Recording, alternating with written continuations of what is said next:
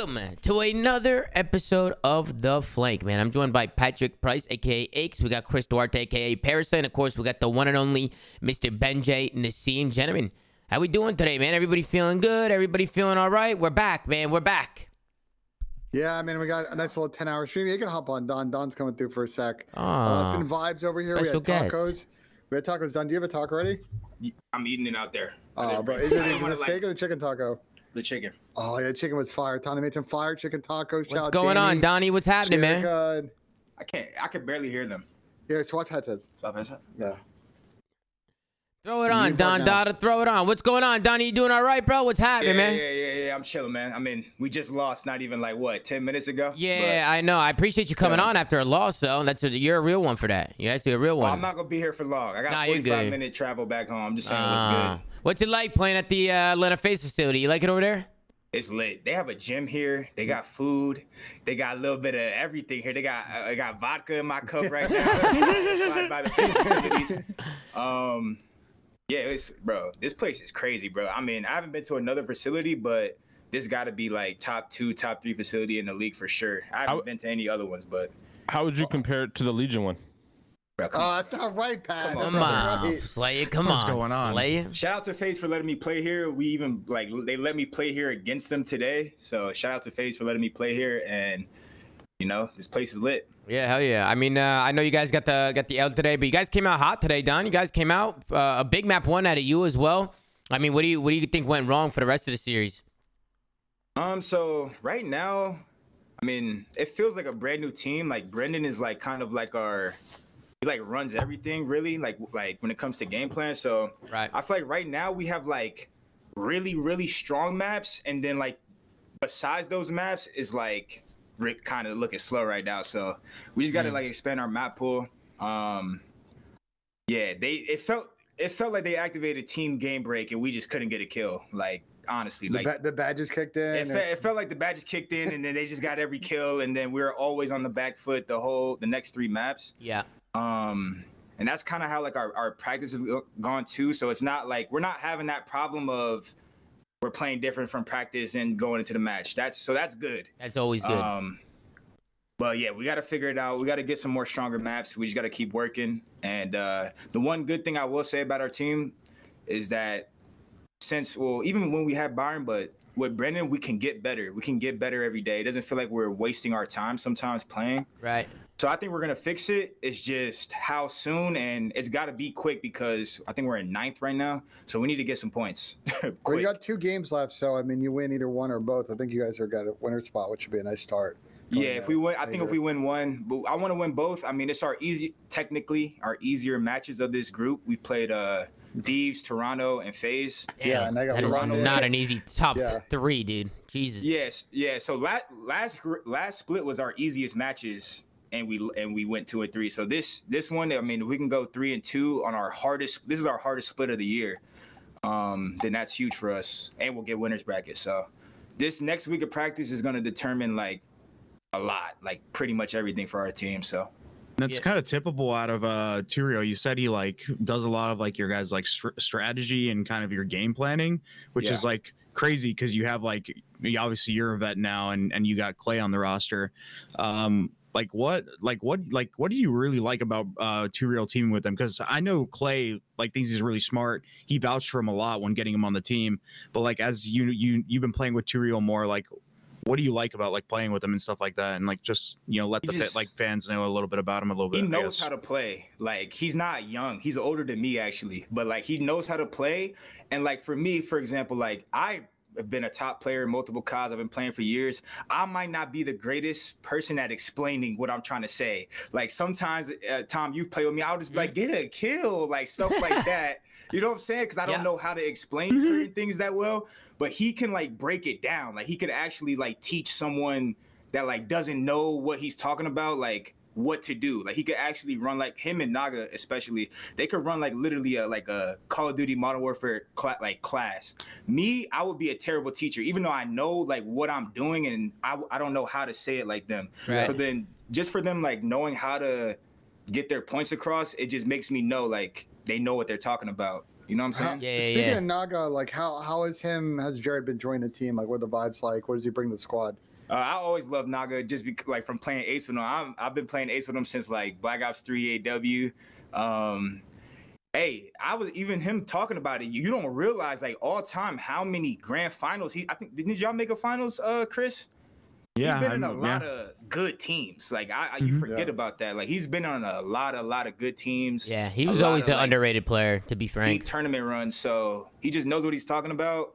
And he's fucking jacked now, bro. He's jacked. Wait, Nagafin? He's not jacked, bro. I haven't He's seen him, jacked now? Bro, he's jacked. What He the would have hell? dismantled that boxing competition last night. I'm not gonna lie, bro. He's jacked. That's bro. crazy. No I didn't know. I bullshit. didn't know he was pumping the didn't know weights until he like joined that. the team. I'm He's like, always what like the hell? skinny, lanky kid. Like, He's been frail. He's been real frail. He's jacked. Yeah, he's been hitting the gym for sure. That's cool. Wait, good for him, man. That's Yeah. really, it's not easy to stay dedicated to the gym like that. You know, it's hard. not. So good for him. Well, Don, listen, I appreciate you hopping on. I don't want to keep you too long because I know you got a Yes, long sir. drive home. So stay 45 safe. minutes. I hope y'all have a good show. I hope y'all vibe out when I get home, or I'll be watching it in the car, man. Yeah, hell yeah, bro. Well, listen, saying? best of luck to you, Don. Best of luck to you and the squad. We'll be Yes, rooting yes. for you, bro. Want to see you do well, All right, man. y'all. Have a Later, good brother. show. Later, Don. Take care, bro. Take care, bro. Let's give it up for Donnie Temp for hopping on for a little bit before we get into these matches, man. Shout out to Donnie, man. Everybody else doing good. Pat, you doing all right? X Defiance going good. I know it's Saturday, so maybe a little day off today. I'm curious, what's with these teams that pick up these challenger players that are just letting the challenger players call the shots? I'm not saying it's like they can't do it, but I feel like it's a common theme of what we've been hearing about almost every team that's made a roster change. They've been like, oh yeah, we're just letting this person basically call the shots. Like, are they just... Are these some of these CDL teams just down like that bad? I guess I mean, so. I think we've had players come on in these roster change situations. You've probably been in one of those where you get on a team and there's a little bit of like a knowledge share going on for like a week, 2 weeks on things that maybe they've learned that you haven't. Like maybe that's a little bit of what's going on here. Well, I mean, that just doesn't sound like what they were saying. Because knowledge share is one thing, but what they were saying was like, yeah, we're just letting this guy just completely redirect our entire game plan. Like that's Well, I that's think the way they realize that he kind of has a good understanding of what needs to be done on the map, and he's probably better at explaining it, better than like Clay, who obviously sometimes he gets kind of emotional. Donnie's the same way, and he obviously even said that he's not good at explaining things. So maybe having somebody that's a little bit more neutral in the situation is not bad. Yeah, But it's situational, Pat. I think don't it's team to team. You know, I don't think every team just picks up a challenger player and just has them call the shots. But I think it depends on. I think it depends on a team. Give me another example, Pat. Like, what's another challenges player? I mean, we kind of heard like Optic talking about it with Ghosty. Like, yeah, but when you look Ghosty at coming in and when you look at the IGLing and- players that are on Optic, like that makes sense. That's what I'm saying. Like it's situational. Like it makes sense. I mean, I don't know. I personally, I don't think it makes sense. So it's always interesting when I hear that being called out. It just seems like a riskier move. I mean, Same with, I think Hixie on Toronto didn't they say that as well? That like he came in and Yeah, kind I see of, in Toronto. Yeah, I mean, he was saying in the interview that he was taking more of that like leadership role. But I always thought like Insight was doing that stuff, like Jamie and even Scrappy a little bit. I'm sure everybody does it a bit, but I mean, if you're bringing in a challenges players that brings other intangibles other than just like being a good player, I mean, that's always a good thing. I don't think that's a negative thing. I think it's a positive thing. Yeah, I think you're kind of just making an assumption here that like, oh, these pro players know a lot more than like some of these challenger players. But some of these challenger players, maybe they haven't. Maybe they haven't got like to the highest level, but they've been playing. Like a couple of these challenger players have been playing just as long as pros. Not everyone, but like they know what they're talking about. They play the game just as much. Obviously, these games are not the highest skill ceiling games. They're not too hard to understand, so it's probably not really too difficult to translate that. Yeah, well, let's dip and dive into this match, man. Let's hop into the first one of the day. We have Toronto Ultra going up against the New York Subliners. We got Hotel Hardpoint, Embassy, S&D, El Asilo Control, Embassy Hardpoint, El Asilo Search and Destroy. Before we get into the map one, any thoughts on the vetoes? Anything that caught you guys' eye? Hotel again for Toronto. I think New York and Boston have similar issues of just not wanting to play Mercado. And I think as we get towards the tail end of this major and the next one, I would love to see both those teams try and expand their map pool. It kind of limits a lot of the maps that they play with that Mercado veto. So I'd love to see them play some other stuff. I mean, I don't really think that was an issue in this series because It was not, but it's more of a general observation. Yeah, that's true. Because New York is still good at this map. I mean, they just came out here and got outclassed by Toronto. Toronto's just been on a tear, and New York just hasn't played up to their standards in this series, in my opinion. It started good for New York. I mean, going into the map a little bit, we start things off on a P3. New York was able to work a pretty good break here. They take some routes. I feel like Toronto kind of stayed. They tried to play like a tight setup on hill, but it ended up not working out for them because you can see New York, they pinched it out. They got like a kill or two. It ended up spawning Toronto out. And I don't even know if they lost the fight or if like New York just kind of bided them here, but you can kind of see how New York was able to break it. They just kind of dive in. It's always the bulldog diving in there, being the bait, but really good break from the New York Subliners. But as this map kind of went on, I felt like Toronto just kept breaking over and over and over again. They broke like the last 2 or 3 hills. I'll show you guys and we could kind of break them down. But what was going on with New York today? They couldn't hold a hill. I mean, Ben, we'll start with you. You know, I think for Toronto, they seem to be firing all cylinders with Hixie, and I think really enjoying this honeymoon with someone that they've been friends with for a long time. And for New York, I think they just ran into a hot Toronto team. I will say that these teams' map pools do kind of overlap a lot. So when we end up with like hotel hardpoints, I know New York's great at this map, but outside of this sort of last couple of matches with Sandy, this has been one of Toronto's best hardpoints. So going back to the video, I didn't see who would team had team A, team B, if this was a Toronto pick or not, but just something to consider as we get kind of more into the season and how sort of map pools may overlap, how they may favor certain teams that kind of score up on our team's best map. Yeah, this is kind of where Ultra really started to change some hills together. They get here early to this P5 hardpoint. They get a really clean rotation here.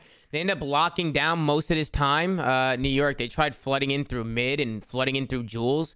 And it was Toronto Ultra that were just in the snake pit. Just they couldn't get stopped. They were able to lock this down. So good rotations out of them. And then you could kind of see them back up. Toronto was really, really good at this P6 hill. They always go all the way into the back of the map and play like those head glitches and stuff. I mean, Chris, it's really hard to break a setup when you have teams just playing corners back there, just roaming and playing weird spots and off angles. You can see New York, right? Like I feel like initially a team always tries to push through kitchen. But yeah, there was a setup that Toronto actually did that Ben actually pointed out where they had like one guy in hill kind of spotting mid, and they kind of like stacked the back and kitchen, and what they basically created was this sandwich where like New York literally tried to hit through like mid and get towards the hot tub, and as soon as they got the information they were hitting from there, they got collapsed on from the back, the kitchen, the glass, and it was really nice to watch, to be honest. Yeah, you can see Toronto. They were able to chain a couple hills together. They had a little bit of a lead going into the second rotation, and then this is where just the break started coming. After the P1 hill, we go into the second P2, and take a look at New York. They got a clean rotation. They got everything locked down, but check out the routes here from Ultra. What do you guys think is the best way to break this hill? Ultra did this pretty easily. They ended up pitching for both sides. It was Scrappy who slow played Jules, and then the rest of them played through bedroom and played through front, and they broke right in there like it was nothing. Hold on. But New York kind of also trolled that. I don't know if you feel the same way, Chris. But they just gave them fucking info desk for free. They don't have both sides, right? So you're not really walking to a crossfire. They should have stayed pushed out. They just slid and all looked right. Yeah, they literally left main desk and P4 side of the hill open. Yeah. Like I think Hydra caught some bad timing where he didn't sense it, and somebody like Kismet here challenges main, and they just run through the hill and break it for free. Yeah, they messed it up. I think Kismet maybe should have played a corner double desk. And maybe Paco, I feel like Paco, he was the way he was playing that, he allowed himself to get a bad timing, and they were able to run into the hill and get a clean break. So the guy in hill, I think it was number 7, it was Skies. He gets shot in the back, and he's probably like, what the hell? Like, how did that happen? You could say that on this hill, but for most of them, they were just bullying them in the gunfights. Like it was like all their breaks were like legit 3 pieces every time. It wasn't never like out trades. Yeah, it was like they just hit 3-piece. And like, I think a lot of the time though, it came down to like New York's like shitty setups. Though it wasn't even like they're just like running into the hill and just one-shotting them off headies. Like for New York was just giving them a freebie or giving them an open lane every single time, and Toronto was taking advantage of it. And every time Toronto got set up on a hill, they weren't giving them that leisure. They were just kind of holding their tight setups and then making them flood through one way. That's what a world championship contending team does. New York just looks so fucking sloppy in these respawns. They pushed out too much on this P3 rotation. They ended up falling before the next hill even pops, and they just kind of get a deep spawn. You can see they'll spawn up right now.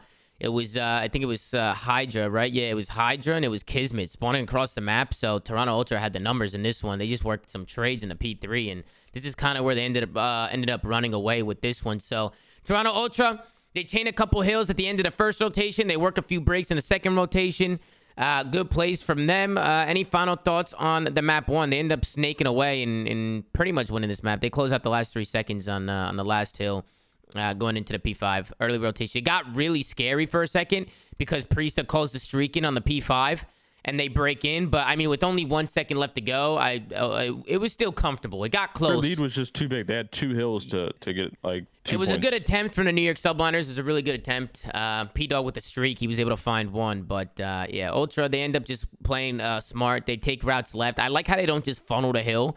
They stay composed. Like, the comeback is in, but they still, you know, were thinking straight and ended up taking the routes, flipping those spawns, and rotating to that next hard point, getting that last second, and closing things out. So map 1, we'll take a look at the final scoreboard. 26 and 23 from CleanX. He continues to go crazy. He's been going crazy the last like 2 or 3 matches, bro. Like, this guy's been insane. Yeah, I think with the addition of Hixie, I think he's kind of back, man. Like, he's been playing a lot more consistent. I feel like when they had Eli on the roster, both him and CleanX, or both CleanX and Standy, both had like consistency issues. But lately, we've been seeing CleanX consistently reach that level that we know he can, you know, reach. Let me read you the stats. There's a Temp takes tweet before the change.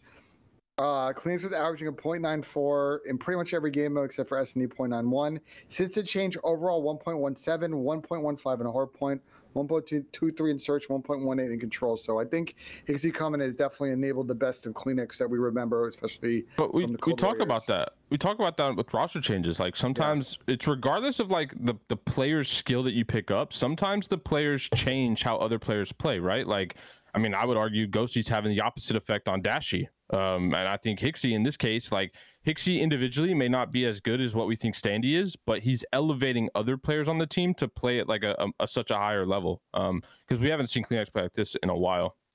Yeah, he's been insane. I don't know. I agree with you, Pat. I feel like some players just elevate certain players. You know, it's like a play style thing. Yeah. And Hixie's, I feel like one of those players. He's easy to play around. Speaking of play style, you know, we're watching the search in this first round. If you want to back it up a sec, Tom. So, first off, in this round, Hydra was sniping, which is hilarious. Yeah. But if you back it up, this first round was very interesting. Hixie had an opportunity here to go up top ladder and probably get a bunch of kills here, but he didn't have dead silence yet. He hopped up the ladder, thought different of it, went at her, and I actually think, unfortunately, it's a hindsight thing, but if he got up that ladder, popped up DS, I think he probably actually wins this round. Yeah, he probably would have had some kills. Instead, Scrappy gets picked middle. Hydra finds a sniper pick on the planner. They get the A plan on the New York side, and they get it done. You know, it was a good first round for New York because they clutched up. They didn't have the numbers. It was Ultra who found the first blow with that grenade. And they were able to work this A plan. Paco was able to work a pretty nice snipe as well. I think they show a little replay of it. Oh, yeah, here it is. Paco with that sniper. I know we don't see this often, but he is a very, very talented sniper. I think a lot of people don't know about his snipe. But he's a talented player. He could really use a sniper. I personally, I don't know what you guys feel about it. I like my main submachine gun player being impactful on a map with a sub. I feel like the sniper should be in somebody else's hand, regardless of how good he is with it. But if he's confident with it and he wants to use it every once in a while, I mean, I don't see a problem with it if it's like 1 or 2 rounds, you know? If a BZ was like, yo, I'm sniping, I'd be like, huh? Yeah. I don't What? like the strat. The only problem is I think Skies and Preston both are running ARs when he has a sniper out. So if Kids gets picked, then they have 2 ARs and a sniper, so they're kind of screwed on a retake potential. So maybe like a potential mix-up with that strat is put someone like Preston on a sub if you want to like kind of give some aggression elsewhere on the map. I don't hate it, Tom. I think it's like a gadget play, and they call them NFL these kind of funky plays, gadget plays. I think it's kind of a cool idea. I like to see New York doing a little bit of theory crafting there. Yeah, and then you can see Paco, I mean, he ends up losing this round, but he was snaking with the snipe in this round. He was just going absolutely crazy, just turning and burning. Never seen somebody snake with a sniper before. But you can see some of the talent he's got with the snipe if you guys are interested in seeing Paco snipe a little bit. But a lot of A rushes. It was a pretty back and forth few rounds. We go into the 2-2 round. This was the round where I don't know how CleanX was able to get a 2-piece with this pistol. Sorry, not CleanX, Scrappy. Look at Scrappy on your screen now. Number 1. I don't know if Kismet shot him here, but Scrap hit the snipe. He's been on point with the sniper, by the way. Gets another one there. Was that just the pistol being Jesus. godlike, or did Kismet get tagged there? Like, what the hell? I think Kismet might have shot him in the back. I think he might have either gotten shot back or his one shot. If you want to back up, we can see like what's he weak. I think Kismet might have. I think Kismet might have shot his teammate in the back there by accident. But really good plays from Scrappy. He's able to find two. One on Prista, one on Paco. Kind of levels out the playing field a little bit. Yeah, he did shoot him in the back there. And then we go into the next round because Ultra they were able to clutch this round up. We go into the next one, and it's Scrappy who off the break off is able to find 2 kills with that sniper rifle. And they were really nice shots as well. They were not easy shots to hit. You can see number 1 on that mini map. He backs up, finds one on Paco, crossing, hits P-Dog right off of that head glitch. That's just typical shots coming in from Scrappy, man. Like, that is not an easy shot. Really, really nasty stuff coming out of him. And then, yeah, bro, we'll go on to the next round. We'll go to the 4-2 round. This is where New York were able to work a B plant. They kind of slow played it a little bit. They worked office. They worked PD. They were able to work some kills. I think it was Paco who made the initial push. Paco had the bomb, or sorry, no, P-Dog or Kismet had a bomb in this round. But you see Skies, he gets one.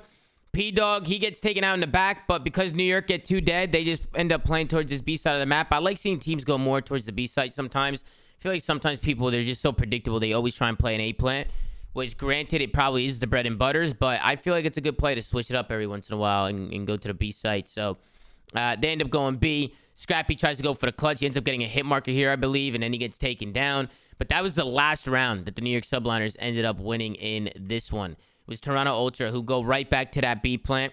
Oh, sorry, I was actually getting the bombs. I was switching them around. Yeah, sorry. I feel like teams are usually going to the B site, but it's always good to see teams go to the A site is what I meant to say. So I got them confused right there. I apologize for that. BC Ultra, they work a quick B plant. They get it down. They work the setup, top PD. This is probably one of the hardest setups to break in the game. So really good plays coming out of Ultra. And then I love the plays from Scrappy in this last round. He's got that sniper in hand. He's able to actually clutch the 1v2 here. So good trades from New York, top plat. I like how they're working together, using that teamwork. And then it's Scrappy. 1v2 situation, takes down P-Dog. Ends up spotting Hydra here. And it's a 1v1 Hydra versus Scrappy. Became a little snake war here on the B bomb site.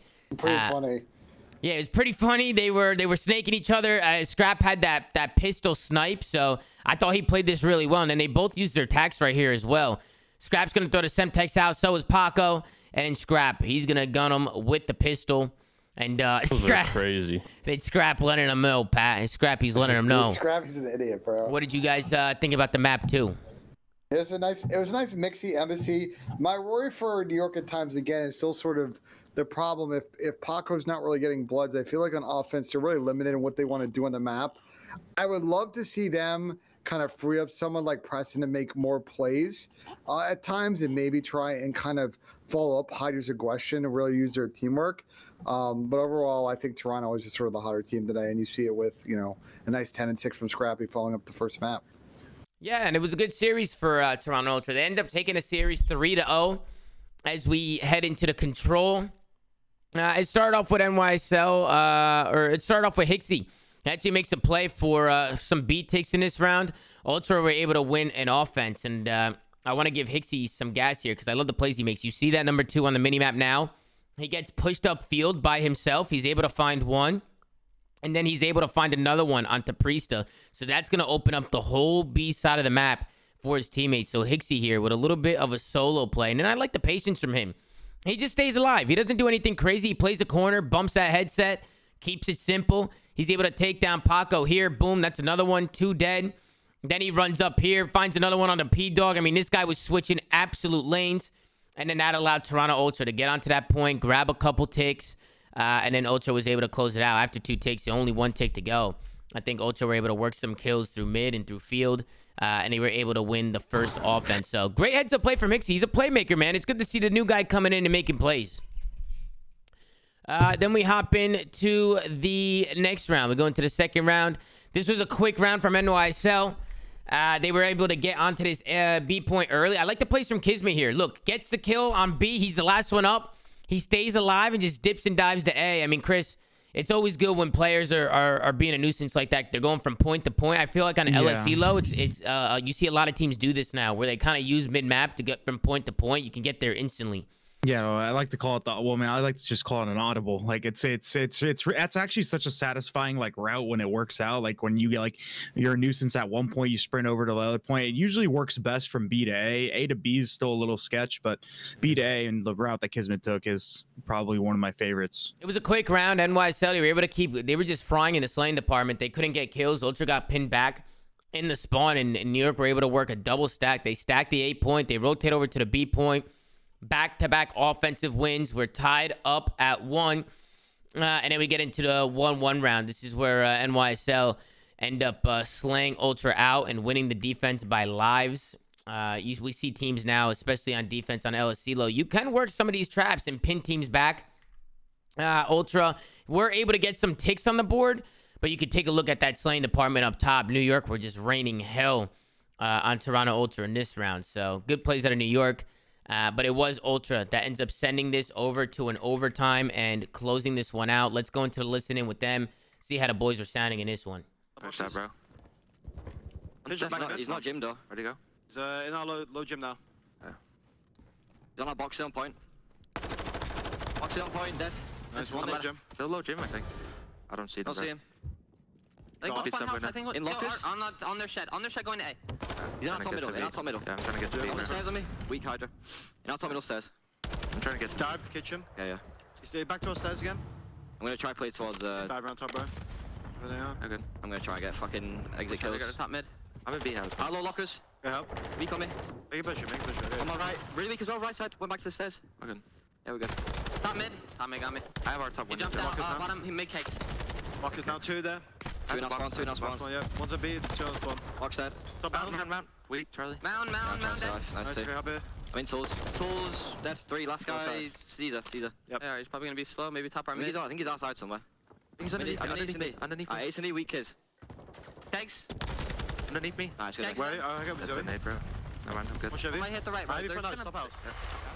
Yeah, that's gonna do it for listening for Toronto. It's a pretty calm listening, huh? Very calm, very relaxed. They always are. They're on an 8-map win streak now, by the way. Are they? Yeah. And that's that's with Hixie only, right? That's or is that with Standy as well? Is that mixed together? That's a 8-map win streak. Are they actually on an 8-map win streak? Because they picked a Pixie when they were struggling. Okay, so 3 O's and they got the one of those last 2 maps. Yeah. Oh, interesting. Okay, so Toronto Ultra, they're looking good again. Pat, you think the pickup was good then? You think the Hixie pickup's working for these guys or what? I think the biggest thing about the Hixie pickup though is it's just elevating these other players to kind of get back into form. For whatever reason, like I mean, I've been read out the stats. Like that Kleenex comparison is kind of crazy. That's like a 0.25 jump in KD alone. So he's actually been frying. So yeah, I mean it's working out so far. Obviously beating New York. New York's not a bad team whatsoever. So I think it's confident to say they're back in form. What do you guys think happened in New York today? You think they just you think Toronto Ultra just outplayed them? You think they were making some mistakes, maybe seemed out of it? I was talking to Porter a little bit. He seemed like that they were tired today. It looked like they had no passion today, no energy. I mean, what did you guys think? I mean, I wasn't really paying attention to their energy levels or anything, but like, I mean, they just played slop. I think all 3 maps that they lost were close. They were all winnable. They couldn't close. They were throwing away way too many situations. It just looked like a sloppy team versus a team that was essentially making like no mistakes. So that's all that came down to. Ben, any final thoughts on the series as a whole? New York fall flat today to get 3-0'd by Toronto Ultra. It was a good series for Toronto. Yeah, I mean, I don't have any final thoughts. I think these are 2 teams I expect to see in our top 6, probably at Major 3. Toronto looking good with the change. I think New York, nothing really to worry about. Everybody has an off series and just kind of go GG, go next. Yeah, take a look at Insight, 25-18. What happened? At minimum top 6. I think these guys are still top 4. Both these teams. No, I'm saying both these teams at minimum are top 6. Oh, okay. So depending on like how the bracket plays out. They're making it to the weekend is what I'm saying. You know, like these teams will be Saturday, Sunday at Major 3. The more I watch LSELO, does anyone kind of feel like, and not obviously not exactly, so don't give me like no, not at all, but like it kind of gives me Arsenal vibes. Am I crazy for thinking that? Arsenal Control? Yeah. It No. doesn't play like Russian Control, but I kind of see where you're coming from. I see what you're Are saying. you saying because see what like I'm the talking mid map, about, the right? mid map building, and then kind of like the outskirts for the point, like almost. Yeah, the positions for the points, yeah, and it has like the obviously how impactful middle can be, like from getting to side. I could see it a little bit. I feel like the point placements are a little bit different, but Wait, did Yeah, we? the point I don't control. remember. In Cold War, did Moscow Control get taken out? Or was it still played the end of the year? We played at the beginning of the year. It reminds me of Moscow Control, and that map got removed for good reason. Pretty sure it got removed. I can't remember. Moscow Control, wasn't it? Yeah, it was fucking terrible. trash. It was terrible. Yeah, it was so fucking trash. Speaking of maps getting removed, we had the videos on screen for this LA Thieves Seattle series. This has got to be incorrect for the search and destroy videos. Did Seattle really ban Mercado S&D? And we had fucking Sam on here like literally an hour ago during the watch party talking about how they just don't play Mercado S&D. It's their auto veto. Did Seattle really go out here and veto their fucking auto veto map? If they did do that, then they are faded. Wow, you would never want to veto something that a team auto vetoes every series. I know LATs likes Mercado hardpoint, but yeah, I guess you're right, Ben. It looks like they did veto Mercado in S&D.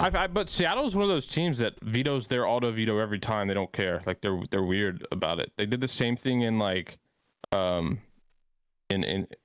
this team, but these players have done the same thing in past where like they just don't play a map and they veto it regardless of if it's the other team's The veto Lamar or not. London Doc CTF. Yeah. Novus in the chat. Novus, were you guys surprised when Seattle banned Mercado? Because I would love to know, because I just feel like that's normally your ban. They should probably get rid of another map. Like, I'm really surprised that they kind of did you guys' work for you. It's usually not an ideal. I mean, either way, the way the vetoes worked out, I don't really know what other maps they would have got rid of, because I feel like both teams like Asilo. I feel like I've seen Seattle play that a lot. It seems like a map they kind of go to, even though they haven't been able to like find much success in general in search. Asilo seems like one of their defaults, and Fortress is also one of those that they kind of default to. So regardless of that veto, I don't really know how much the like maps would have differed. Mm-hmm. But it is still weird. But yeah, you're able to play the situational map pick at that point, right? Because you know they're going to ban Mercado. Like, again, I would love to know the thought process there, but let's get into the first map, Tom. Yeah, let's hop into the first map. We got LA Thieves versus Seattle. Let's hop in. They did a listen-in early on with LA Thieves. They always got great comms, so let's tune in with them, and then we'll talk about the map. Okay. I'm trying to play. He's stay P2. I got it. Yeah, play your kills, play your kills. Pretty deep, yeah. I'm gonna late mid. I'm couch right now. Couldn't have gone. No, got it. Okay. He's on D2, guys. On D2. I'm playing the mid side. At the lobby. Yep. D2. Got it. D1. Yeah, it's fine. I can't shot. There's two. I'll get it. You push out bar. I'm gonna go left. Alright, one is in bottom bed. Alright, I'm gonna play the lobby down here. I'm gonna help you mid. You can pitch our cat or something like that? One is in bottom bed. Alright, the lobby. Alright, stairs. I'm gonna down to the side. Yeah, you jump across. Check it. Absolutely check it on top of the heat. Alright, stairs too. I'll get it. Lamar's on your four, I think. Low bed, just push it through. And lobby. Low bed. I'll bed, not push me. Lobby, two lobbies. I can help Sam, I push. Yeah, I'm just living. Alright, set 10. Lobby, they're not challenging lobby shit. There's two here. Yes, they need white, guys. I'm here. I'll play the back.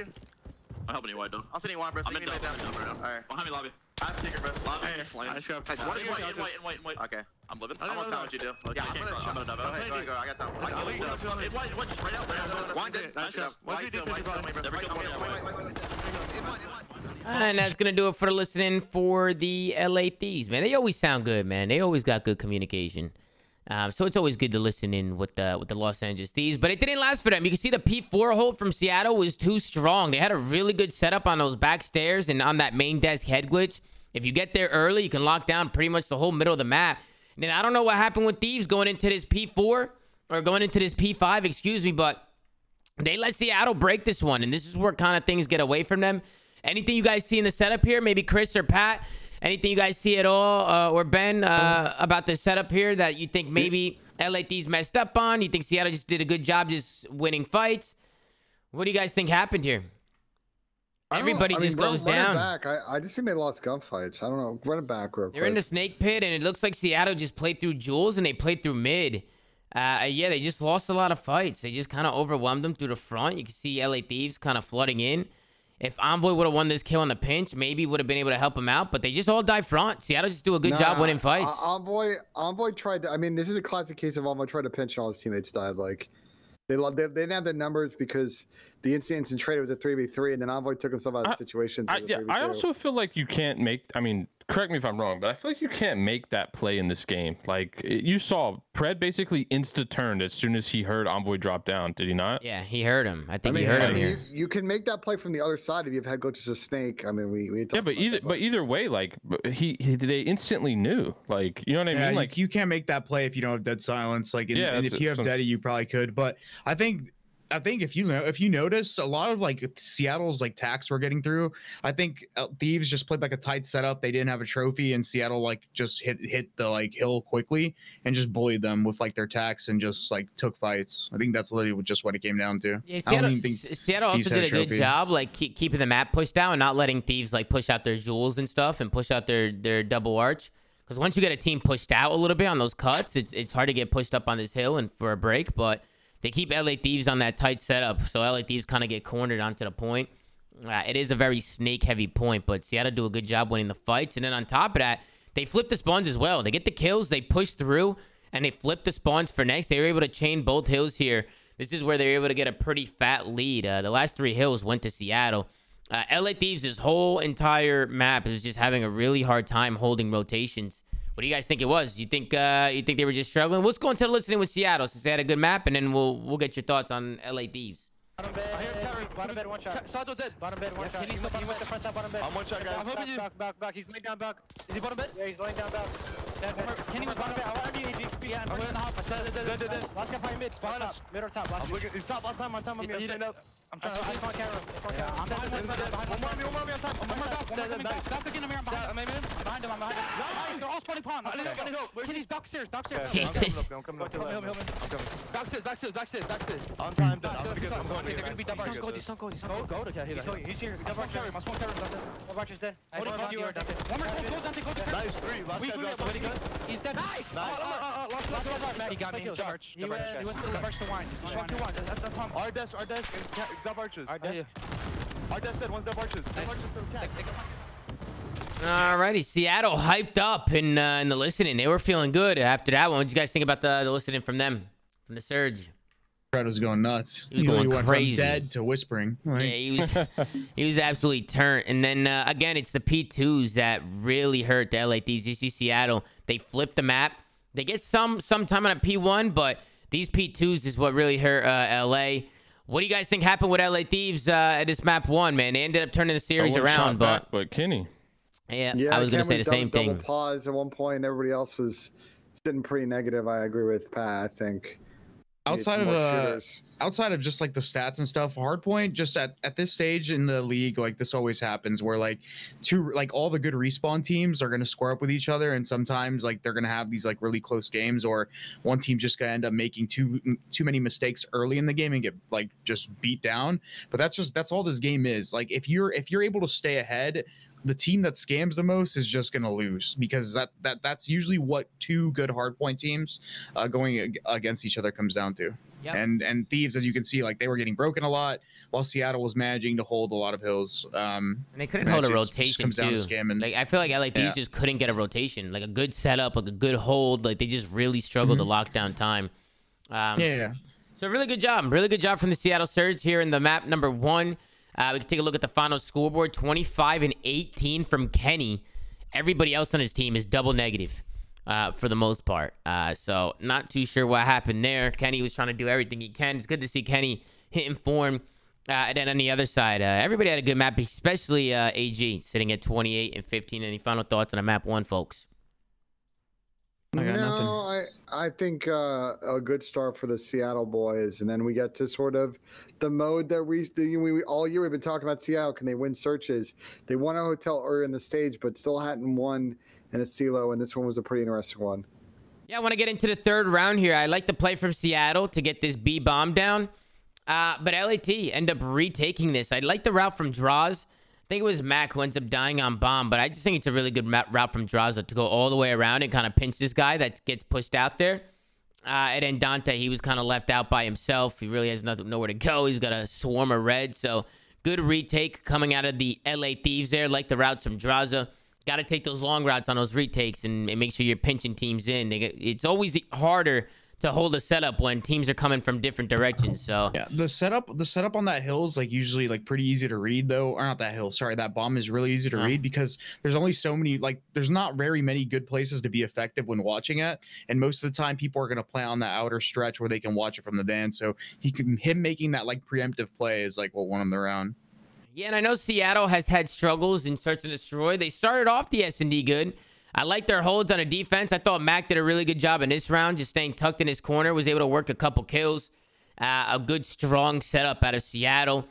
And then we hop into the 2-2 round. This is a little rush plan from Seattle. I think Mac ends up going crazy here as well. Sib gets the snipe. It's a 3v3 situation. But Mac, he finds one. Ends up finding another one, I believe, here with the help of Pred. And just like that, the clutch comes in from Mac and AG. Great round from Seattle there. They end up going up 2-3. And then they actually end up retaking this A set as well. So Seattle, they build themselves a little lead in this S&D, but they end up throwing this one away. We could kind of see how they were able to retake this one. We see a lot more teams retaking this A site now because people know how people like to set up. People like to play like this top balk area or kind of play like post plant positions where they can wall bang the bomb or play like post plant spots. But teams are really picking up on where people like to play, and I feel like it's getting easier for teams to retake. What do you guys think? Yeah, I mean, we didn't see it in this round. We've also seen a lot of teams hit that dead silence pinch play, and people don't end up actually watching it. They get a weird time watching it. So I agree. People are more comfortable in the retake situation on this map on defense. Then we get into the 7th round. It's a 1v1 situation. Draza and Sib. Sib, he ends up losing the 1v1, and some frustrations come out. He starts slamming a desk. He's slamming a table. Dante's going rogue. I mean, Pat, what do you think about that? Dante's showing some emotion. When he was punching himself, Tom. I mean, the shot boxing from the other day. Yeah, listen, I'm all for passionate players, but yeah, he definitely got frustrated there, and then that's where I started to worry a little bit for Seattle, because then as we go into the next one, LA Thieves, they end up rotating the map. They end up pushing this bomb through the left side of the map here, and again, like, I don't mind it, right? It's an out than ordinary play, but look at them. They're all together. They're all working together. They all got each other's trades. They end up wrapping his bomb over towards B. They get the bomb down. And I didn't really like that Sib and Mac here. They didn't really play with one another. I feel like they kind of just solo played this. Bomb goes down. I would like to see like Mac and Sib try and make a play together, but Dante ends up just jumping out, challenging this guy in the site by himself. He goes down, and that just leaves Mac in a 1v3. So LA Thieves, they end up tying it up at 4. Love the plays from Envoy here off the rip. Octane pulls that snipe out, but Envoy, he's going to get aggressive down there on that A site, and he's going to throw that nade down and find a nice first blood. So big plays coming out of Envoy, and then they just hold. Bombs down. They don't do anything crazy. They just let the play come to them. LA Thieves stays patient, and Seattle are forced to try and do something here, and they just run into a wall of red. They weren't able to get into this site. They weren't able to get the bomb down. You can see Lamar, he's going to go down. Last one up is going to be AG. He finds one, but with 20 seconds left on the clock, he gets traded. And then LA Thieves, they end up winning like 3 or 4 straight in this one. They win 4 straight in the S&D. Maybe Seattle throwing the S&D away, guys. I mean, if they would have went up 2-0, it would have been a big map for them. I don't know about throwing it away, but I mean they were up 4-2. It was definitely winnable. It was winnable. I mean, we'll talk about map 3, but yeah, if they had won this map, it would have been a hot 3-0. But you know, for Seattle, this is where they've had issues all season. Yeah, they can win a bunch of rounds in search, but closing those maps out is a whole different story, and they weren't able to do that here. And they get the first blood. Seattle gets the first blood in the 10th round here, and look at the plays from Draws. He just finds a gap. Well, hold on. Draws makes a so back up a second. I think there's a good play from Draws, but normally like someone like number 5 Dante is kind of holding this outer angle from either the back like Tarp or something. Draws kind and of timing. No one on their team is picking up left whatsoever in this play. There's no reason that Dante should be getting shot in the side there, and it kind of breaks their whole setup. Yeah, it was a good play from Draws. He just finds a gap on a map. He hits it. He opens it up, and Seattle start tweaking. Once Draws gets through to B, he kind of scatters their whole setup, and LA Thieves end up tying the series up at 1. Kenny, 10-6. Again, he had an incredible series today. He's been frying. I mean, Pat, were you impressed with Kenny's gameplay today? Yeah, I mean, look, Kenny's been kind of a up and down player this year, but like when he's on, he's on. He's on, there's for there's sure. no doubt about it. He's definitely a problem on the map, and he's tough to stop. Yeah, no, I definitely know. We know what his potential is, right? Like if Kenny's playing at the potential we know he can play at, LA Thieves just gets elevated to another level, man. Like they're a scary team for sure. Any final thoughts, Chris? Any final thoughts on the search? No, I mean, Seattle, I think, are starting to kind of like figure it out a little bit. They're being at least a little bit more competitive in search. It seems like they have a game plan now in most of the rounds. They're just like failing to execute their mid-round stuff more so than just their like initial plays. So, I mean, good, still for some pretty good signs for Seattle, but at the end of the day, their respawn still is one of those things where like it used to be so strong, but like they can't rely on it anymore. And I don't really know if You're finally hopping on the train, Chris. They need to pack a punch. Well, Chris, yeah, we're I getting think into this map, like, go ahead. You know, this is not a map that Thieves have been playing a lot. Obviously, they got absolutely smoked by Faze in it in the grand finals, and Sam has admitted this was an auto veto for them for a while. I saw this map end up in this pool with Fortress getting vetoed, and I'm like, okay, this should be an auto dub for Seattle. It should go up 2-1 the series, maybe close out in the hard point instead. I think Thieves do a good job grinding this out. And to your point, you just can't rely on winning 3 respawns in series. Teams are going to get better at all maps, and your kind of path to victory is going to be very, very narrow. They just picked up a sub too, didn't they? They just picked up a substitute. Yeah, but he's a sub. He's an SMG player. Yeah. So Yo, that must have been Lamar's call. if you're looking at who they would bring him in for, it'd be Mac in that case. Right. Which, in my opinion, I thought Mac actually like played pretty good today. Mac's been playing a little like I feel like he's been playing better, like consistency wise. I feel like he in online matches, I feel like Mac was pretty poor most of the time, and we saw him kind of like start to step up on LAN, but he's been playing a lot better in the online matches. So I'm just like I think he's like starting to get a little bit more consistent. But respawn wise, I still think that sometimes you have Sib or Pred kind of like being a little bit like not playing as as well as they normally do. And then I still think Lamar, at least statistically, just isn't like really bringing much to the table. It's not everything, but it's just something to look at, man, because I think all these teams are starting to get better at respawn. You're starting to get to the point in the year where respawns are going to be a lot more. I mean, did you see the stats from today, Chris? Like from this match in particular? I didn't look at the stats, no. Like Mac, most kills, played the best on the team, 81 kills, Pred 78 kills, Sib 75 kills, and you had Lamar with 50. Like that's 30 less kills than the rest of his team, and obviously his whole team went positive and he went -20. Like, I mean, that's a pretty big he needs difference. to put himself in more situations where he can pick up more kills. I definitely think he needs to add to the slaying department a little bit. I don't disagree with that, especially when you play slay heavy teams like LA Thieves, right? Like some of these top teams. I mean, I'll say that though is I agree there's a potential path to pack a punch Lamar, but I still don't think it's going to make them infinitely better in search. I think their win condition is still going to be somewhere they may win more respawns, but I disagree. Be kind of narrow to that. I would argue Lamar's their worst S&D player too. Like, aside from Lamar being, a pretty good clutch player in S&D, like in terms of what they need in the map, in my opinion, like he's not initiating. Yeah, he's just but they don't have a great situational search team, which is kind of everything in this which is why I said if they picked up someone who's also can slay but is good at S&D, like I think it would make a massive change. There needs someone who's good at S&D and can help shot call and make mid-round decisions in search. Because if you take Lamar out of that, that's now a huge void that someone else in the team's going to need to fill. Hey man, I know there's somebody out there. I mean, this is probably not going to happen, but there is the number Illy. 1 ranked player. Oh, no, I was gonna say there is Illy. If you're talking about S&D and yeah, but that's never gonna happen. They're never gonna. Hey, I'm just spitballing.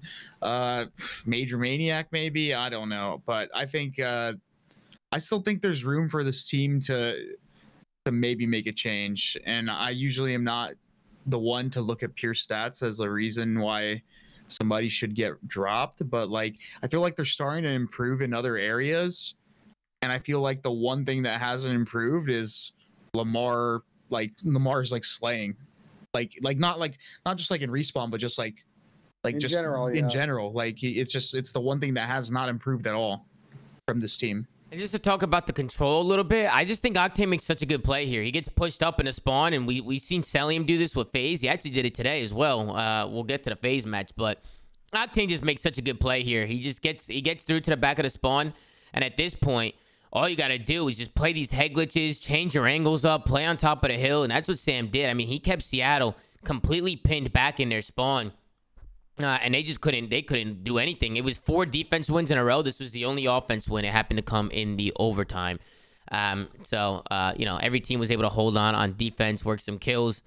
And then in the last round, the overtime, great plays out of Octane, in my opinion, to find a gap, get to the spawn, keep Seattle pinned, and that's going to allow his team to get pushed up on that point, work a stack, and get the W in control. Any thoughts on the control at all? I thought that was a good play from Octane. Take a look at the final scoreboard. I mean, it's better to see Thieves making some progress on this map because they've been played a lot, expanding their map pool, and a good victory. And I think at this point, momentum completely swung in the series. Yeah, and then as you talk about the momentum, we end up going into the Hydro Hardpoint, which is where LA Thieves were able to run away with this one. Off the bat, it was a pretty back and forth game. To be honest with you, it was a tied game going into the second set of rotations. I think things really got interesting in the second set of hard points. It was the second P4 where Thieves was able to hold a lot of time. They end up rotating here early.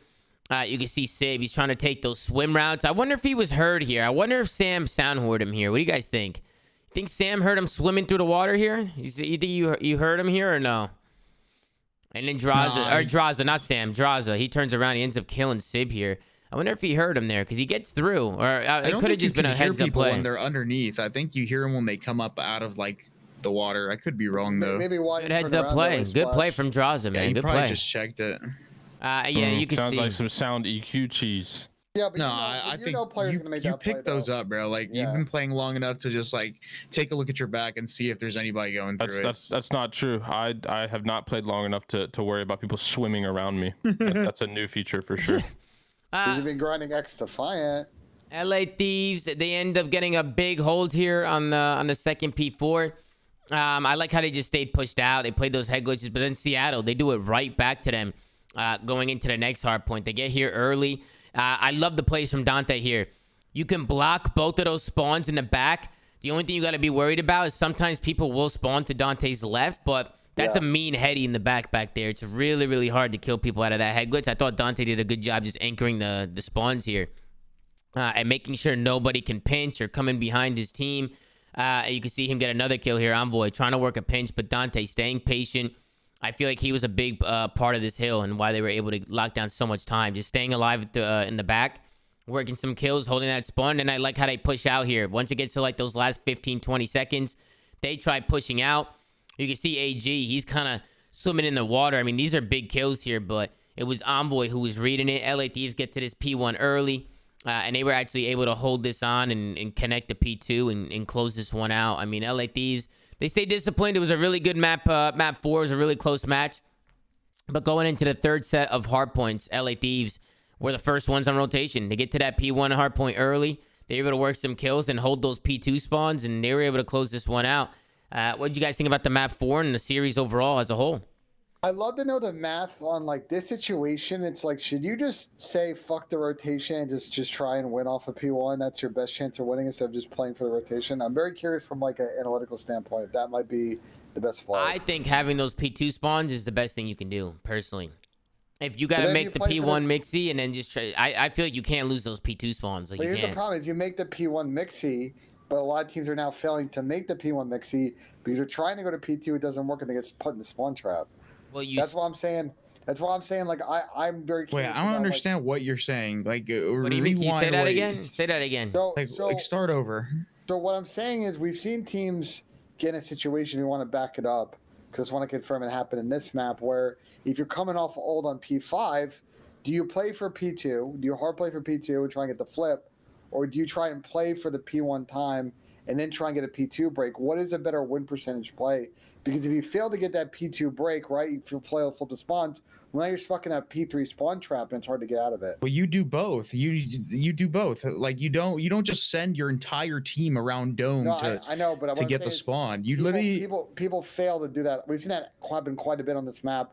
Why people get chained on both hills. All you do on this map on that rotation is you need maybe one max. Like if you really want to like try to like guarantee the kill dome, you send 2, but you send send one person max, and all he does is he tries to get to the back or get around dome and either kill that player or block the spawn, and then send the rest of your team to take routes either through the water or like flood through like the front P3. I mean, any kill you get spawns out. Period. That's like all you have to do. I thought Envoy and LAT, I thought they played it flawlessly. They get to the P1 hill. They had somebody dome just picking up the pinch.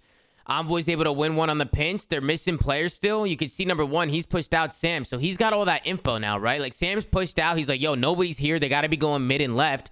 That's why Envoy's still hard focusing this. He knows that there's players coming around him. You can pick up all this P1 time as well as watch the pinch. Like, you play tight, you know, kind of like what Chris is saying. Do both. And then Envoy, he finds one, ends up killing the guy mid. Now you have all the kills. Now you know you have Seattle spawning out. Now Seattle has no choice but to flood through front. And if you're LA Thieves, you have the P2 spawns locked in. So I definitely don't think it's a good play, Pat, to just... Ben, to just stack P1. I think that would be a terrible play. You need somebody... You need people focusing on that P2 and holding dome and watching your pinch and making sure nobody can just come around and flank. I get what you're saying. I think situationally, though, if you're in a position where you can entirely win off a P1 and deal with a couple of mixy time on the hill, it may actually not be the worst play. That's all I'm saying. I completely disagree. Because what's the percentage chance? What I would love to know from an analytical percentage chance. It's just not easy to hold a full P1. I just think it's map dependent, right? Like I don't feel like you can really do that in honestly he's talking this about game in general. He's talking about Hydro, but also Ben, I know what you're saying. Go ahead. What I'm saying is my biggest question on it, and what determines that is how often are teams able to actually flip that P2 spawn. Wait, Ben, I know what you're saying, but at the same time, like the guy that's literally blocking the P2 spawn, unless somebody is going absolutely berserk rogue in P3, like he blocks it from top dome. You don't need to be in the back picking your nose.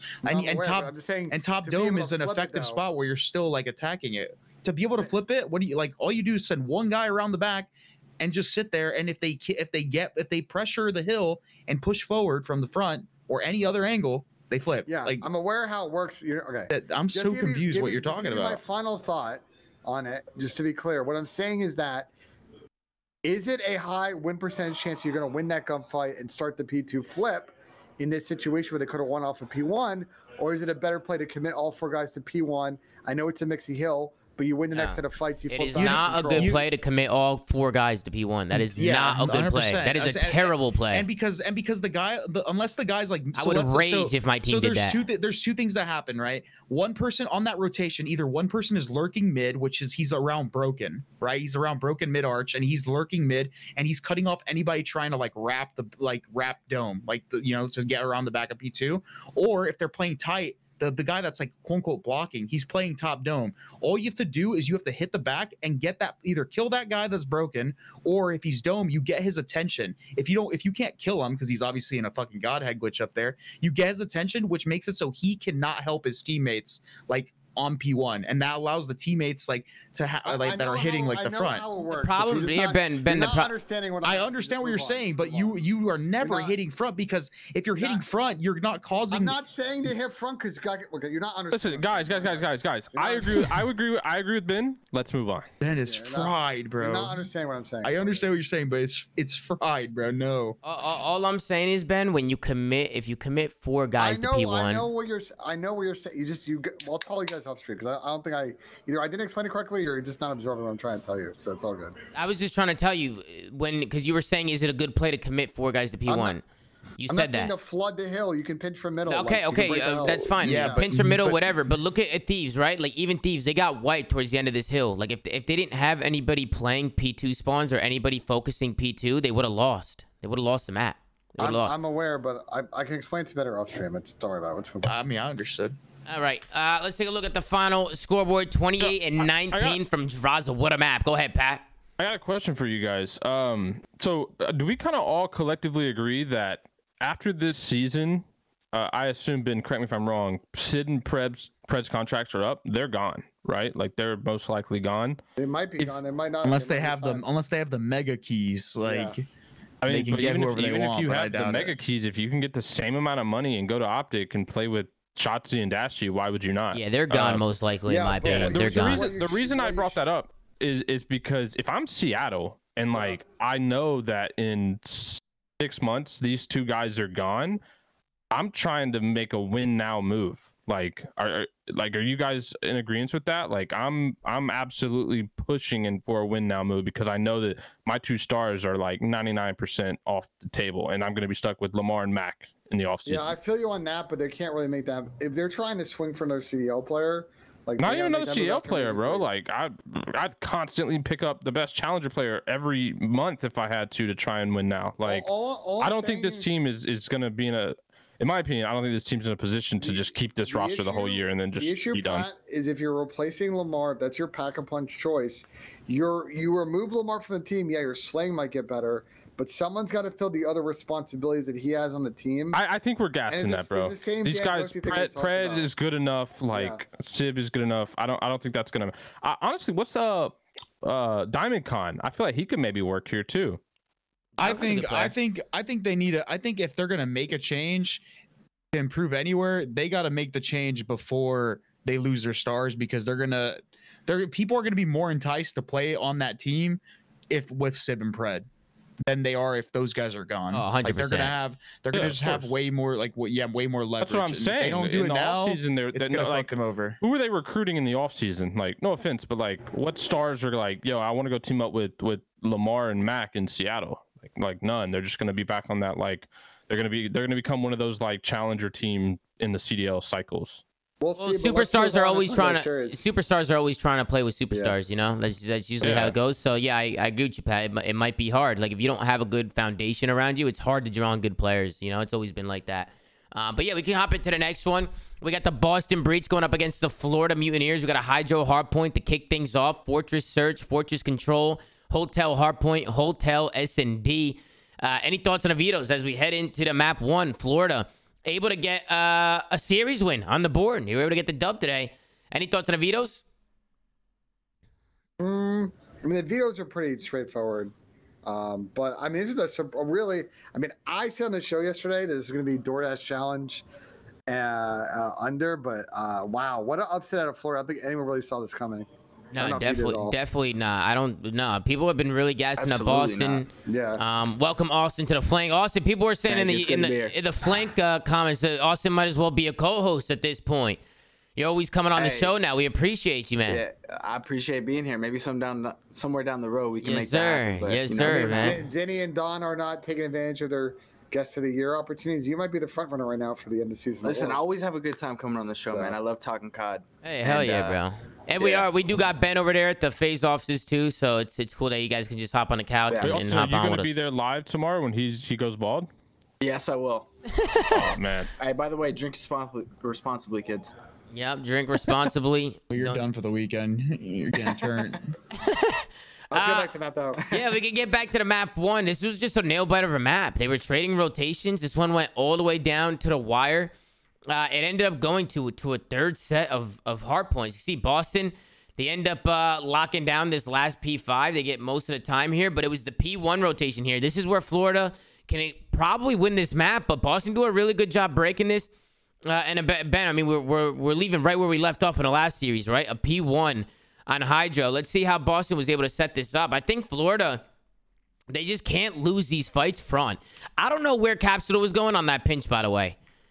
I don't think he should. I don't think he should pinch there. I don't think he should pinch there. I think he should hold. This is a really shitty situation. I feel like almost Havoc and Brack should switch spots on this hill, because Havoc's holding top or bottom dome with a sub right now, when there would be much easier to probably have Brack with the fucking I mean that's fine, man. I mean, we saw Envoy hold it with a sub before. I don't really think it's too much of the gun. I just think when you have rotation here and you rotate it, just like play some corners and work some kills here, like work together. Capsule tries to pinch. He gets taken down, and then that leaves Tyler Fellow pushed out by himself. And then the guy on hill is just like alone. They kind of just get swarmed. Like, if Capsule doesn't pinch this. What was Tyler watching? Was he watching Hubbub? What was Tyler watching? He was watching mid. He was helping a guy on hill. He was helping a guy on point. You got number 6 watching a pinch. You got Tyler helping point. Capsule should have just stayed alive, like in that P3 area. Like, he should have just stayed alive there. He should have reinforced hill, in my opinion. I don't know what you guys think. Before that, so let me see how this situation. Can we see how this situation unfolded? Can we scroll back to like how like they even got set up on the hill when they got their kills and stuff? Yeah. Bring it all the way back to the P5. I mean, this is pretty good right here. Yeah, see the Florida guys. I just want to see how this all happened.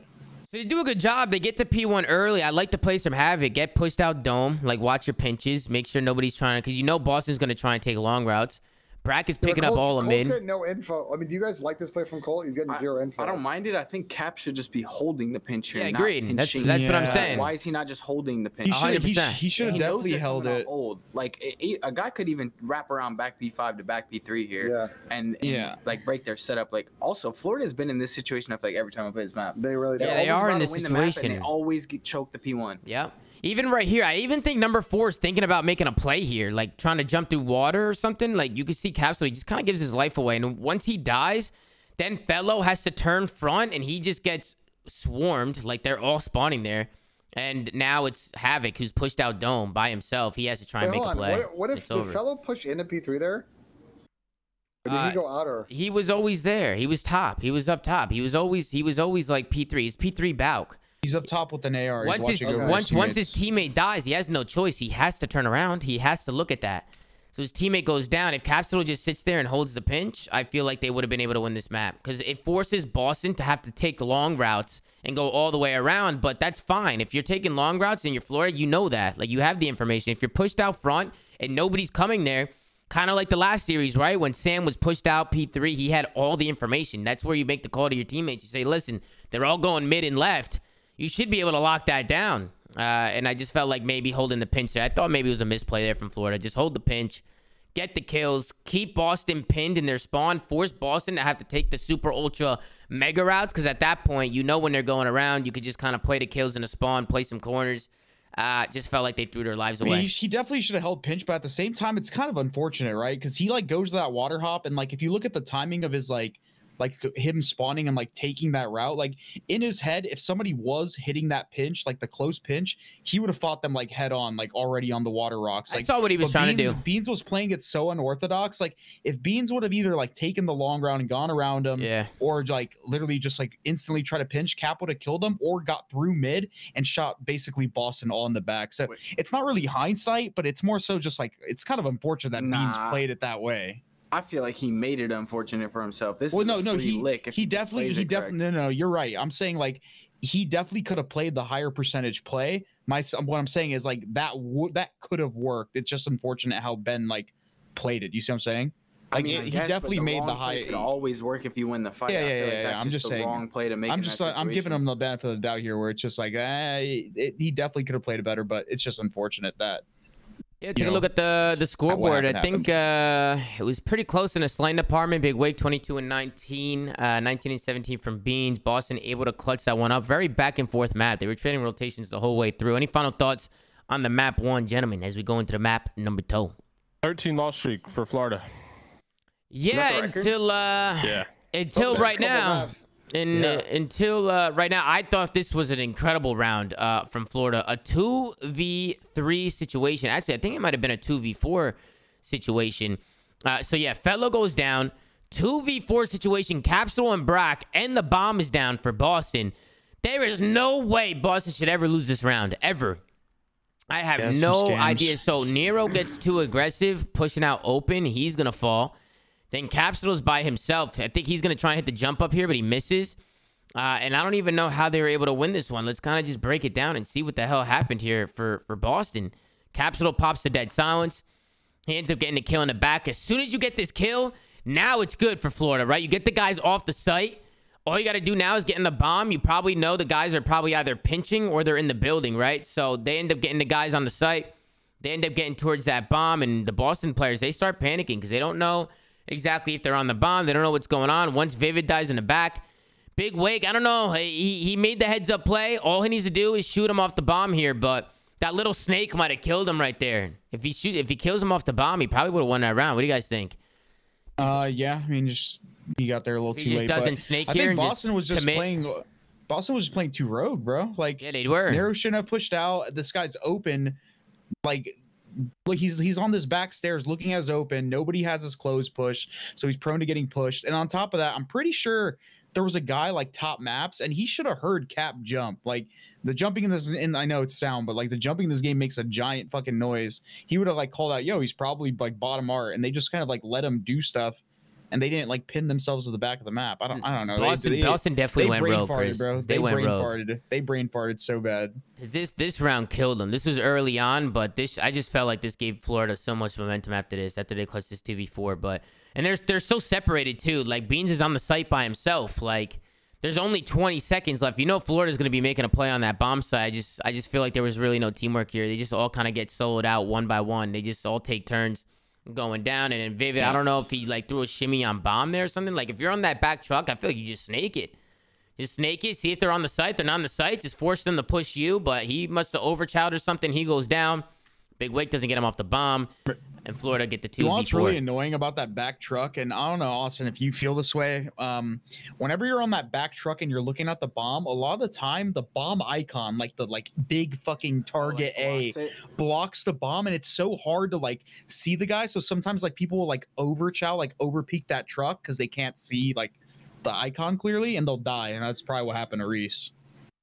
Nah, I know what you mean. That can get annoying sometimes. Dude, it blocks the bomb, dude. It's so hard to see sometimes. There was a game before, I forget which game it was, where you would aim. Does it do that in this game? When you aim in, does it disappear? It does, but it like takes a while, and you have to like aim perfectly on it. In Vanguard, it was good. It was like it disappeared like right away. In this game, it's weird. It's wonky as hell.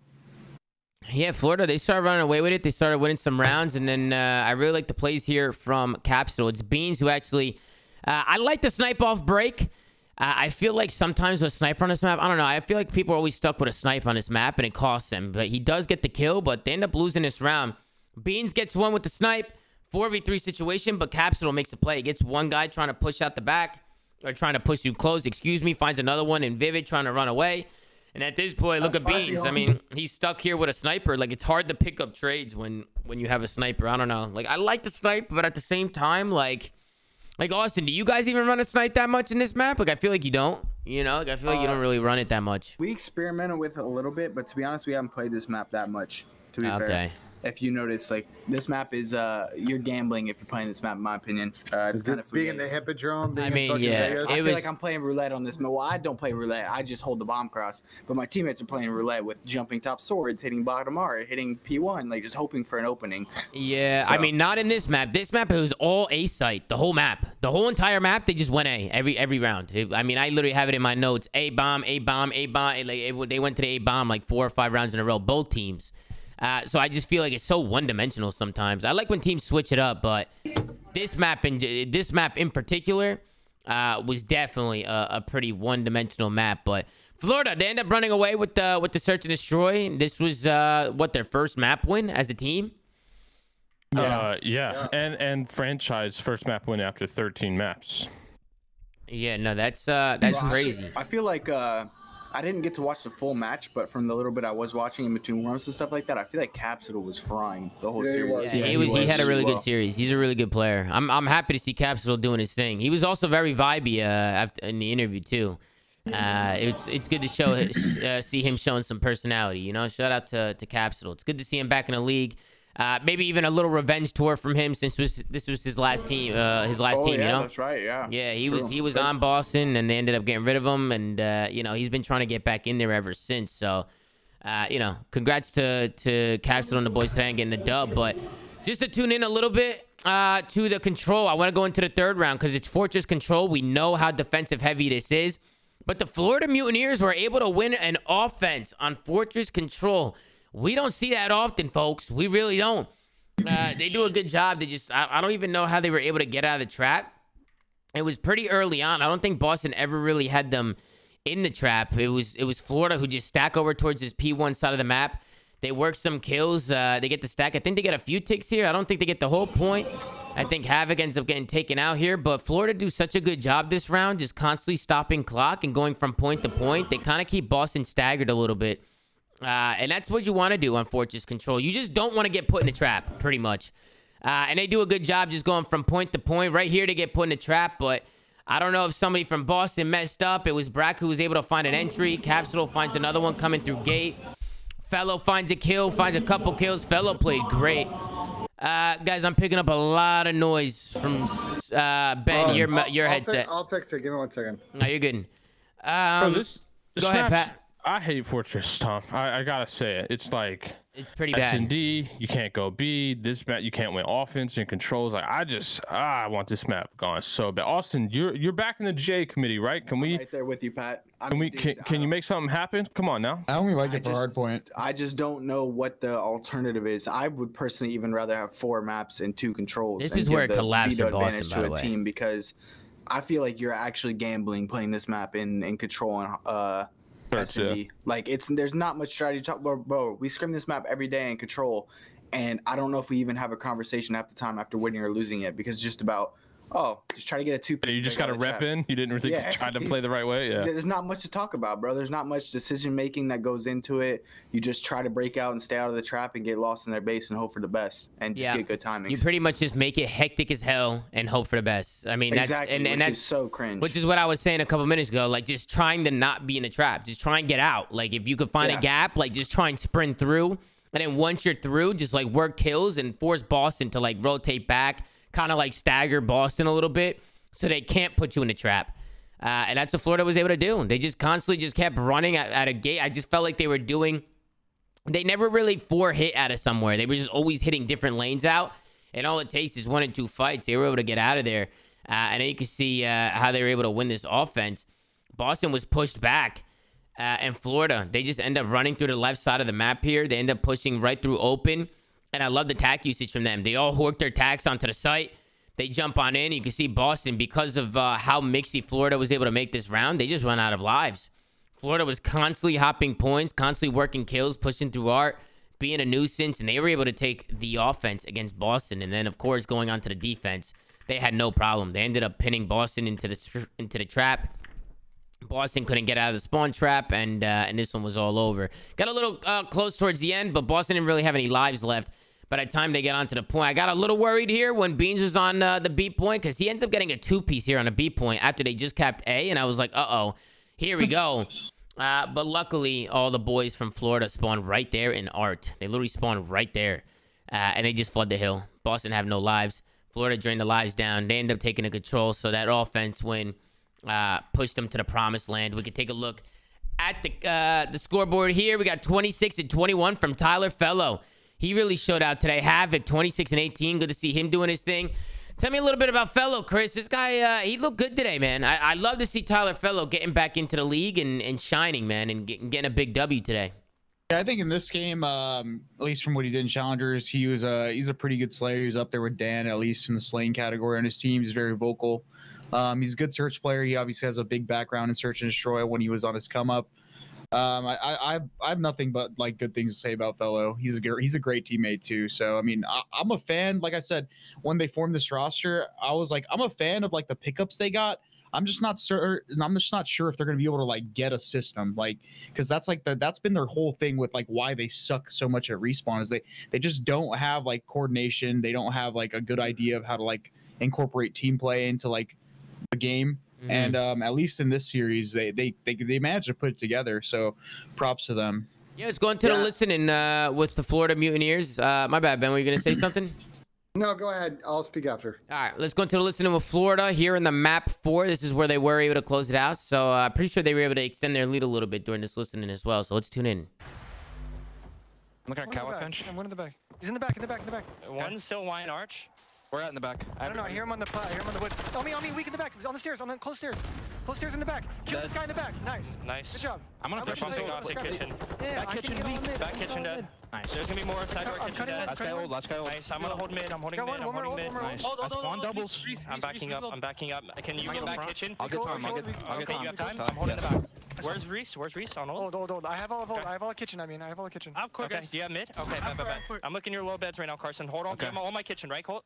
What's TV? No, one's mid, one's top cat, one's low beds. Where you jumped outside door, one's low beds, 2 beds. Yeah. Help him, Captain. He's got kitchen. I'm coming front right now. They're gonna spawn up behind me. I don't see courtyard. No. I push. Crossfire. You have my push? Crossfire, Colt. Look my courtyard. There's one in mid. Look my right, Colt. I heard you. Look right. Trust me. I need a court. Valet.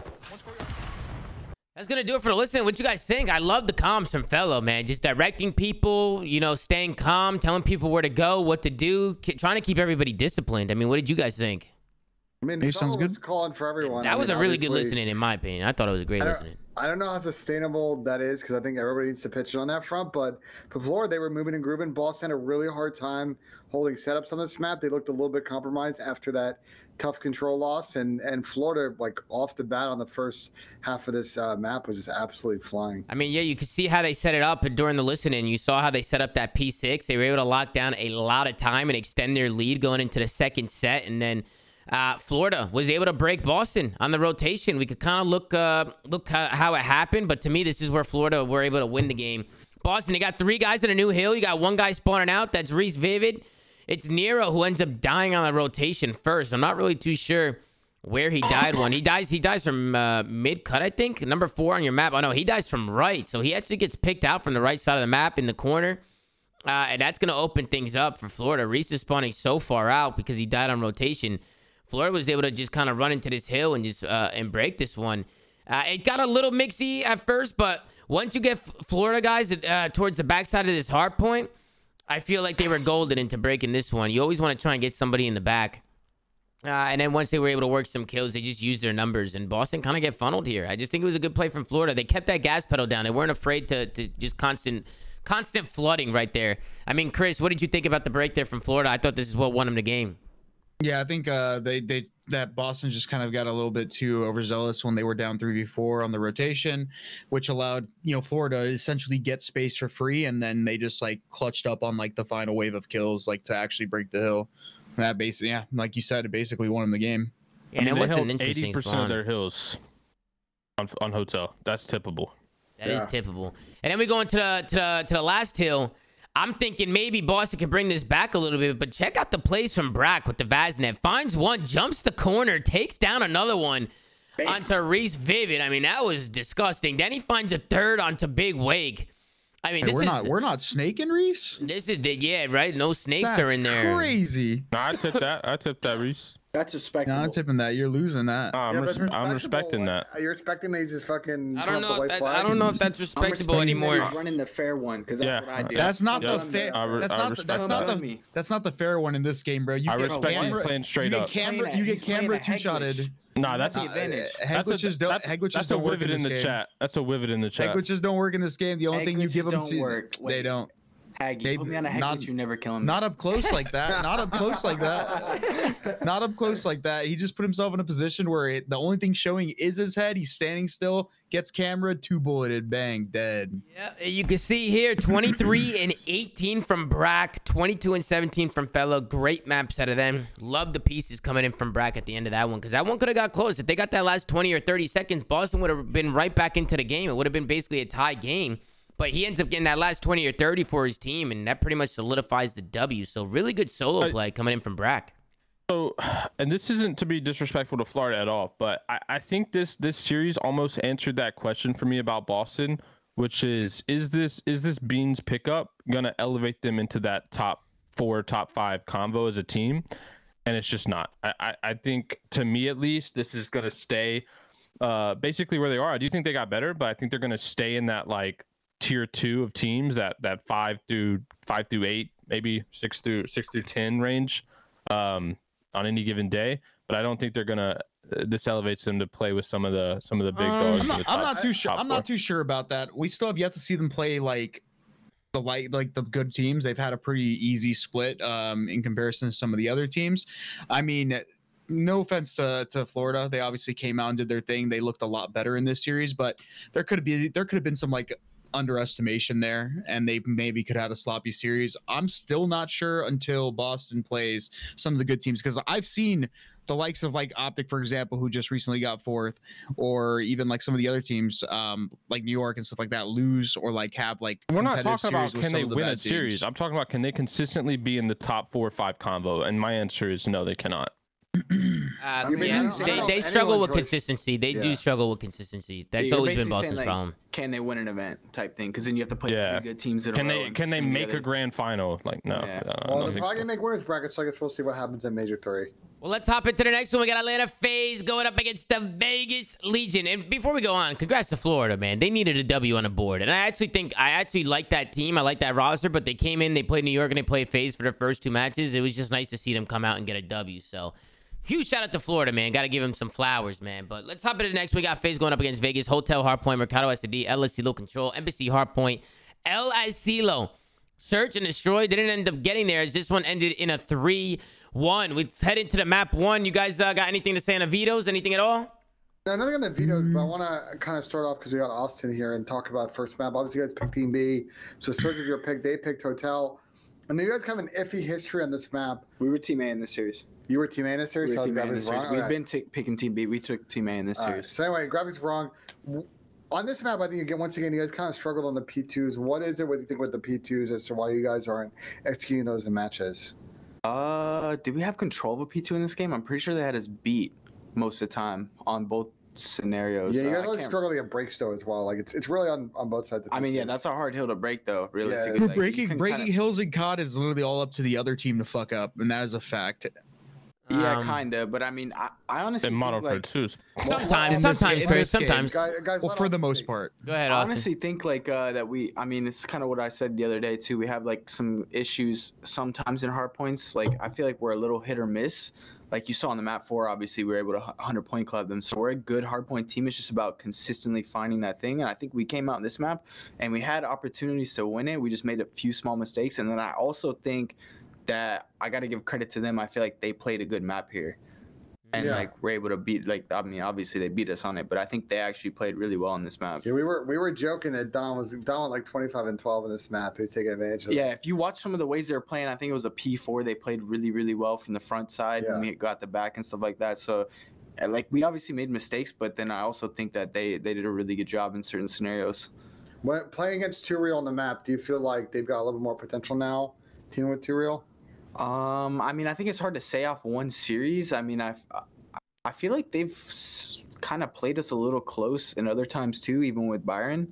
I think maybe their respawns seemed a little better in the map 1, but the map 3 and 4 weren't close. Their S&D to me though seemed like it took a hit, but I mean also. Which is crazy because that was their He's best. also went like 1 and 8. Yeah, but I also it's hard to say like too much about it because I feel like you play Mercado, right now we're like by far and away the best S&D team. So it's like. Speaking of, how do you feel about breaking your own record? I mean, it feels good, right? Like I hold the #1 and #2 spot in S&D. I feel like I pride myself in being good at that mode for years. Never better than me, but pretty solid. I mean, I took you out back in S&Ds in the finals of World War II, so damn. Yet you took the 5-2 lead for the chip. World War II. You took the 5-2 lead. Shit! That right there. Oh, my bad. I didn't know what game you were talking about at first. My fault. And then Austin, right here, going into this P3 hill, the second set. What happened here? I felt like you guys didn't have anybody on rotation. You guys are just getting those back spawns at old. I mean, I always feel like that P2 hill, it's always better to hold from Jules, right? But when you have control of Jules, you kind of get that chain. You get those closer spawns to next. Oh, yeah, I see what you're saying. I mean, this is kind of unfortunate. I mean? Like, if you watch it here, like, one of them spawned close mid with his teammate, and they were able to, like, the 7 spawned close mid with his teammate, and I spawned bottom bed. And I'm literally like hauling ass to try to get to Tyler or BZ. Yeah, like right there. And I wasn't able to make it here in time. Like, look at he spawns right there. Like 7 spawns right there, and I'm like, dude. Which is why I think it might be better, right, to hold from that Jules side. Maybe you get those because you can just get closer spawns. And in order to chain, yeah, for sure. If you can have that side towards the end of the hill, it's most ideal. But yeah, it was just that guy spawning so close, and then I'm spawning bottom bed. I wasn't able to make it over in time to help him. And then honestly, Donnie made a good play, like pushing me out right here too. Because if you didn't do that, I probably would have at least got one and had a good break potential here. Yeah, like waiting. I mean, even Octane said that during the watch party. It was a good play for Vegas to push you out because if they didn't push you out, you would have just been here like working a pinch. You would have just maybe found a kill, and then your team would have just stormed through front, you know? Yeah, I would have killed 2Real. But it was a good rotation from Vegas. I just personally just looking at it, like I was just thinking, you know, it's pretty easy to chain when you have the jewel spawn. Like towards the end of the hill, if you can get that side of the map. It's a pretty easy chain, but you were hustling, bro, from bottom bed. I seen you hustling because you guys were in a listening, and BZ was like, he's here, and I just see you running and running. You're trying to get there, and you just didn't get there in time. And then Tyler was just like, damn, that blows. But yeah, I think it was Simp who ends up going crazy, and so I think Vegas are gonna lock down most of his time. But then a BZ finds 2, and then Simp does the tornado snakes. He's able to find one onto Clay, finds another one onto TJ. And then we go into the rotation here of the P4 hardpoint, which, Austin, you said maybe you guys might have messed up on something here. Well, I think we had a good chance to win this hill. I think I got pretty bad timing watching the cross there too. If you saw, I just gave it up as they crossed. Like I was hard holding the cross, and then also like they did a good job here. I'm pretty sure it was Donnie mid map got Chris, and then he also played for me main. So like we weren't able to like break from the back. Like he literally locked down mid, and they're just literally holding crossfires around hill. Like, and we're kind of just chalked at this point because we don't have a lot of time to take routes. Like we try, but yeah. I mean, if you see Donnie's just finessing mid, like it's just over. Yeah, that was a really good play from Donnie. That was really good play. If you also back up, MC don't think saw TJ and Hill. If you back up, he doesn't. Yeah, he didn't see him. Which is unlucky. It was right here. Freebie, and then there would have been one less guy, I think, to. If he saw this guy, it would have been big. If he kills this guy here, that would have been massive. Oh yeah, we would have collapsed. Because you would have you would have hit the hill here. Because he doesn't see him, and then he ends up going down by Clay. So, and good shots by Clay as well. And then Abizi jumps across. I don't know if he saw him either, but definitely think Donnie made a great play here, staying alive mid and cutting this off. And even Abizi kind of loses composure here because he gets bad time, and Donnie just does a good job playing his life. But once players are on these head glitches, Austin, and you guys are spawning in the back, it is so hard to break through the back when they're like playing like top bed and on these head glitches and random corners on hill. It's so almost hard better to hold the hill from the front sometimes. Yeah, like I mean, you spawn close bed and you just have God heady. You can hold mid, like pinch main. Like you have so many options, and like you're spawning in the back and they have control. It's like, what do I do? Yep. Do I go all the way around? Okay, well we didn't even have time to do that. And you guys are lucky. Mid? You guys are lucky you guys were getting like a jewel spawn too. Like you guys weren't all spawning spawn. Like you guys were in like the little chain spawns over towards jewel. Yeah. So it kind of gave you the route to take. But if you guys were all only spawning spawn, which happens, you have nowhere to go. But even then, they won in 12, 13 seconds. Yeah, it was like shocked. You can go on the route, but it's like, dude, you got to still hope your teammate from back spot rips the guy out of hill to get on it, to contest a little bit. Like it's just, you're in a bad spot in that situation. And that's like what I said. I feel like they played that specific hill really, really well. Yeah, so I don't know, Austin, if you're peeping the memes that Pat's throwing up. I don't know why. Yo, someone get my overall record versus Pat, bro. It's gotta be insane, dude. right? No way. Someone bring that up. It's pretty small. Let's count Austin's chips before I picked him up, though. I think it's a 0. It's a fat 0. Yeah, and I was bullying you that whole year and too. Then I joined your team and absolutely carried you when you're in the hospital with a broken hand and shit. That's complete cap. We've actually compared this. I was absolutely world star and played better with you with 5 stitches in my hand, no sleep. That's never done before. Game 1 for the L, and then I said, "Damn, Pat can't 40. get done. Let me take over." 40. I think it was 47. S&D, I think it was 47. Came up, and then you know what I do in S&D. I think I had 12 that map too. Let's move on to the next map of Mercado S&D, and this one was a crazy map. I don't know if you guys watched all these rounds, but like essentially every round ended up being like a crazy 2v2. It was just like some absolute banger. Yeah, because you do the same thing every round. You just bang out A. You just work your tags. You just bang out A. You guys went B, Austin.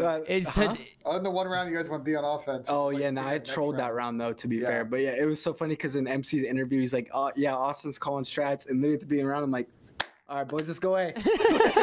Yeah, it's like the easy. Everybody does the same thing. So right here, also, why do you think you trolled? You just thought maybe that was you should have read that? Like you thought you should have read this here? I knew he was gonna insta flank. I fucked up and thought I could get behind the RV and like peek it, and like my timing was just off. Like I knew that was coming. I just literally threw. Like I should have played a way better spot. Honestly, if I like trusted myself more, I would have probably first buttered him. I thought Simp was gonna win this round. To be honest, he was in a 1v2 situation. The reason why I thought he was gonna win it is because right here he knows nobody's on bomb because he was kind of hovering over. He was just standing mid alley, like hovering over the bomb.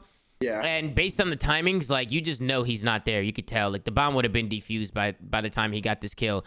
So he gets a kill here, and then I'm thinking right here he's just gonna jump across, like jump to the right, jump to the left, like getting information. You know what I mean? Just keep dolphin diving across, just kind of working his time.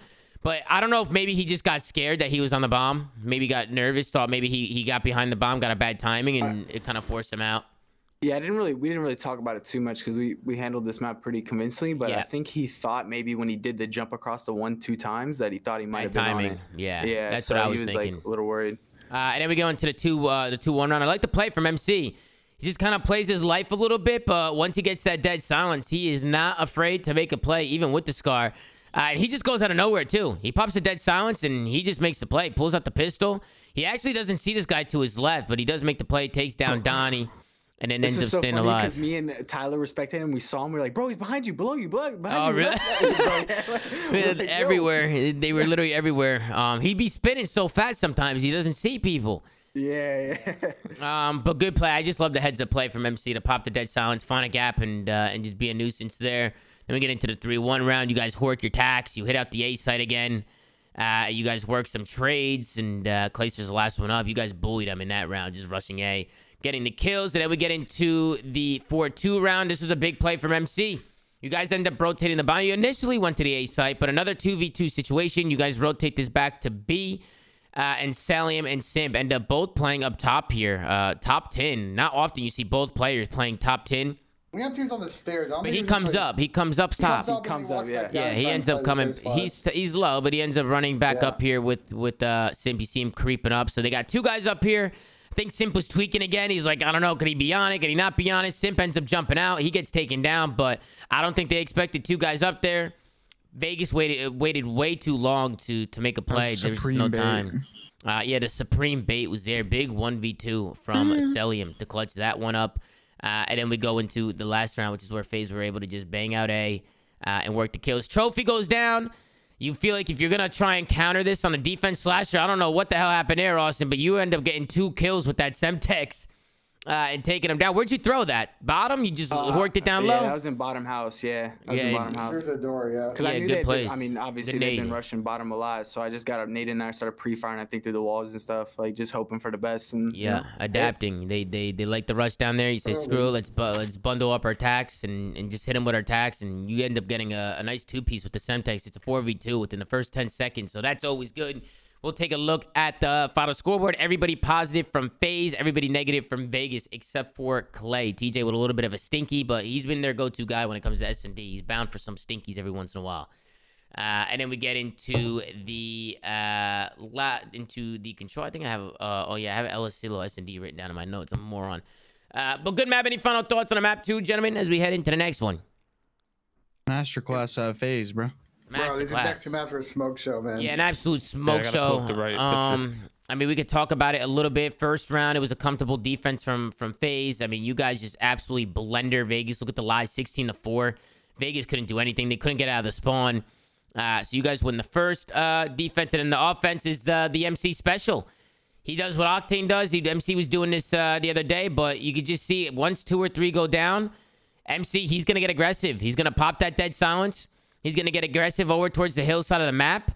Donnie, he's going to end up getting towards the edge of this cliff. MC takes him down, and this is where Vegas just get put in the blender. MC does a really good job just staying alive top hills and just mowing these guys down. When you have somebody that's back here, it forces them to either overextend left, or they have to rotate back and try and kill you. But it's very, very difficult to kill the player that's sitting like top hill and rotating to that white truck. MC does a really good job just putting himself in those positions where he's just being a nuisance for the other team. And you guys end up going away, running away with this one 3-0. Pretty comfortable for you guys, Austin? Comfortable control?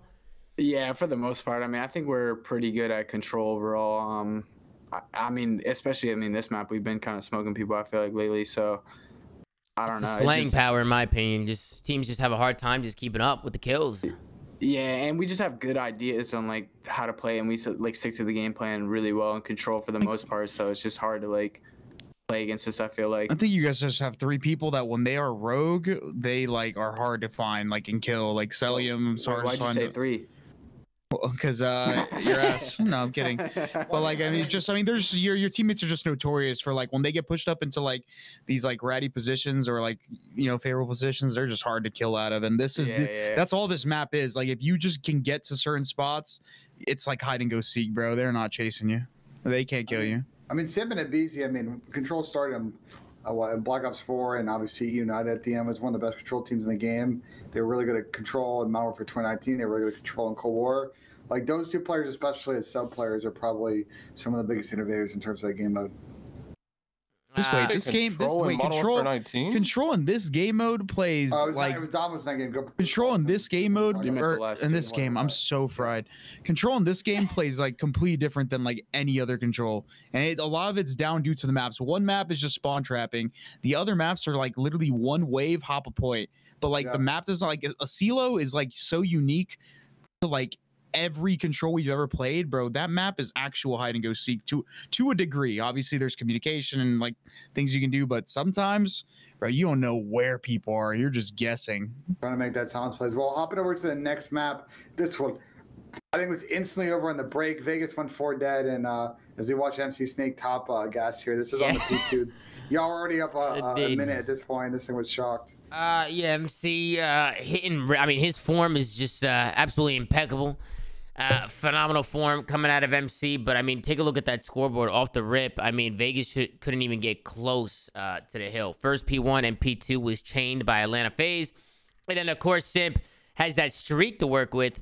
I think he ends up using it going into the second P2 is when he ends up using the streak. But Atlanta Faze, they just absolutely dismantled Vegas in this last map.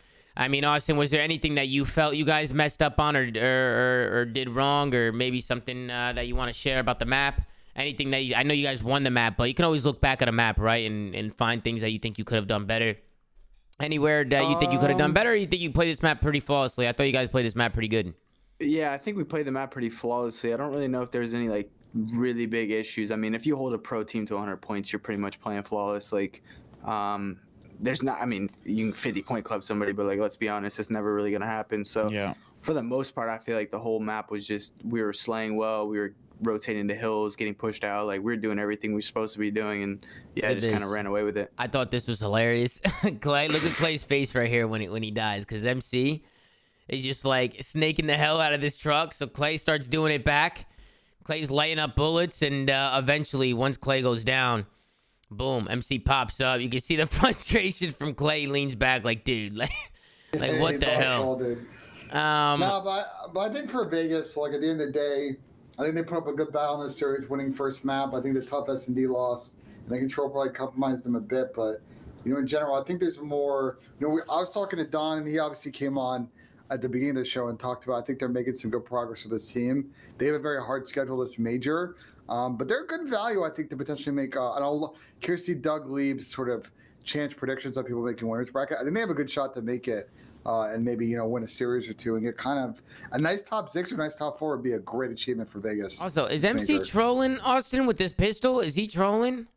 No, I think he was out of bullets. Was he actually out of bullets? I think he said he was out of bullets, and he was like, screw it, I have him one shot, like I'm going for it or something.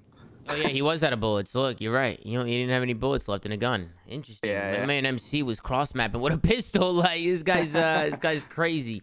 But yeah, you guys end up running away with this one. This last map wasn't even close.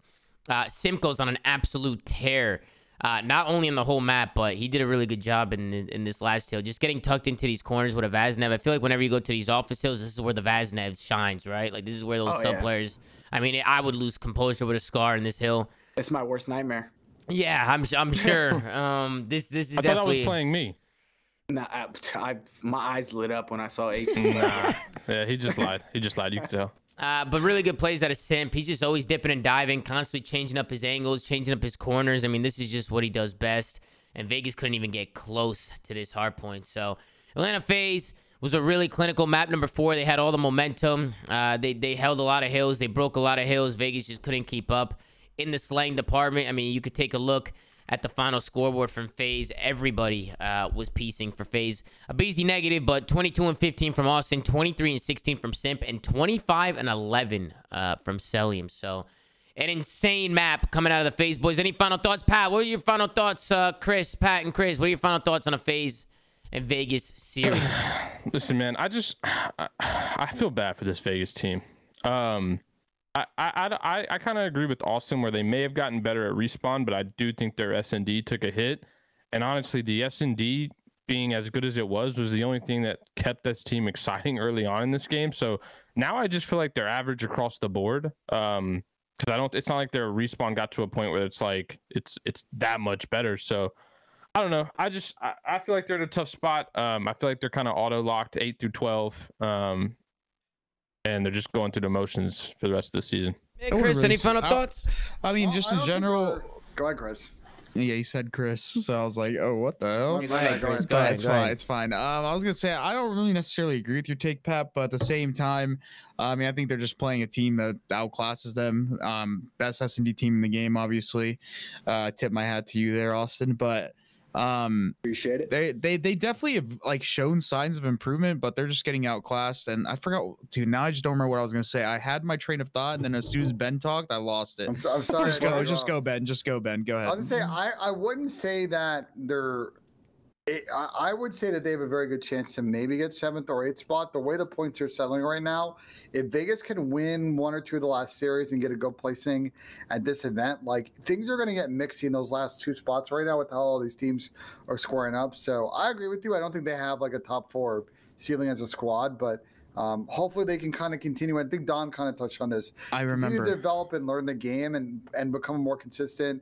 Probably top 6 team is probably kind of where they're going to land. I remember what I was going to say. I was this is actually one of Vegas's hardest splits, if not their hardest, like split. And they're in a position to make winners bracket. So I mean, yeah, sure, they might not be performing up to the standard of winning 11 S&D maps like in a row again or whatever the hell they were doing prior to the changes, but they're showing signs of improvement. They beat a good team. Granted, they were in turmoil, and they're looking to make winners bracket at this point. So, I mean, I still think that these guys have definitely improved. It's gonna be time. Time's gonna tell. We'll see how they do at the major. I'm really hoping they do make winners bracket because I feel like they've had like a tough time at these majors with like how like them starting losers bracket the last one and then the whole like the pro-am stuff, like we haven't had that format again. So them starting in winners bracket, at least for this team, I think is big for their like mental as a team. Yeah, Austin, I want to get your thoughts on this tweet from TJ. See, I was GG's ready Faze, to talk about it. These guys are elite. I don't know why they complain about sound whoring though. Their shit is on 100. Austin, take the floor. What are your thoughts after reading this tweet First from off, TJ Haley? my shit is on 18. I do not use sound equalization. There's a DM actually from Bance who recently sent me, and he was like, "There's no way you use this shit." I sprinted up and shot you in the back, and he sent a Giazzo picture to me of him aiming at me in the back. Second off, I'm getting really sick and tired of all these fans saying that I'm like hypocritical. I've never used the sound cheese except for in Major 2 when I said I was going to use it because everyone's using it. Second off, we weren't using it for the first 3 matches. I have no reason to lie about that. We've recently had 1 player turn it back on, not all 4, 1, because there's nothing we can do about it. I'm fighting the fight to try to get it out of there. But like, what do you want me to do? You want me to control everyone's settings? You want me to make sure nobody's taking stuff before their matches that's not just caffeine? Like, what do you want me to do? Yeah. I can only control what I do. I only take caffeine. I don't use these settings. I'm not hypocritical in any sense. I'm so sick of seeing this bullshit. Yeah, you guys need to go read a book. I like the end there. All right. It's always a pleasure. Just, I mean, Austin, I don't know how much you could talk about this, but don't they drug test? I thought they drug test now, like on land. I don't know. You can't do it online. Okay. But like, this is the reality of it. I brought this up at the beginning of the CDL when we were first in the room when the league was franchising. I'll come out and say it. I literally raised my hand immediately and said, "Are there going to be drug tests now?" Because I've been outspoken about it for years, and I'm so sick of people getting away with doing this bullshit. They said no. They didn't do it for the first few years. Second off, now they started to do it, but if you have a script, it doesn't matter. And let's be honest, it's very easy to go get a script. If you've been prescribed since you were a kid and needed it for school and all that, that's not what I'm talking about. That's a completely different discussion. I'm talking about the people who have gone and gotten a script within the last year or so just to take it to play Call of Duty. That's fucking like downright bullshit. And I'm so sick of seeing that stuff.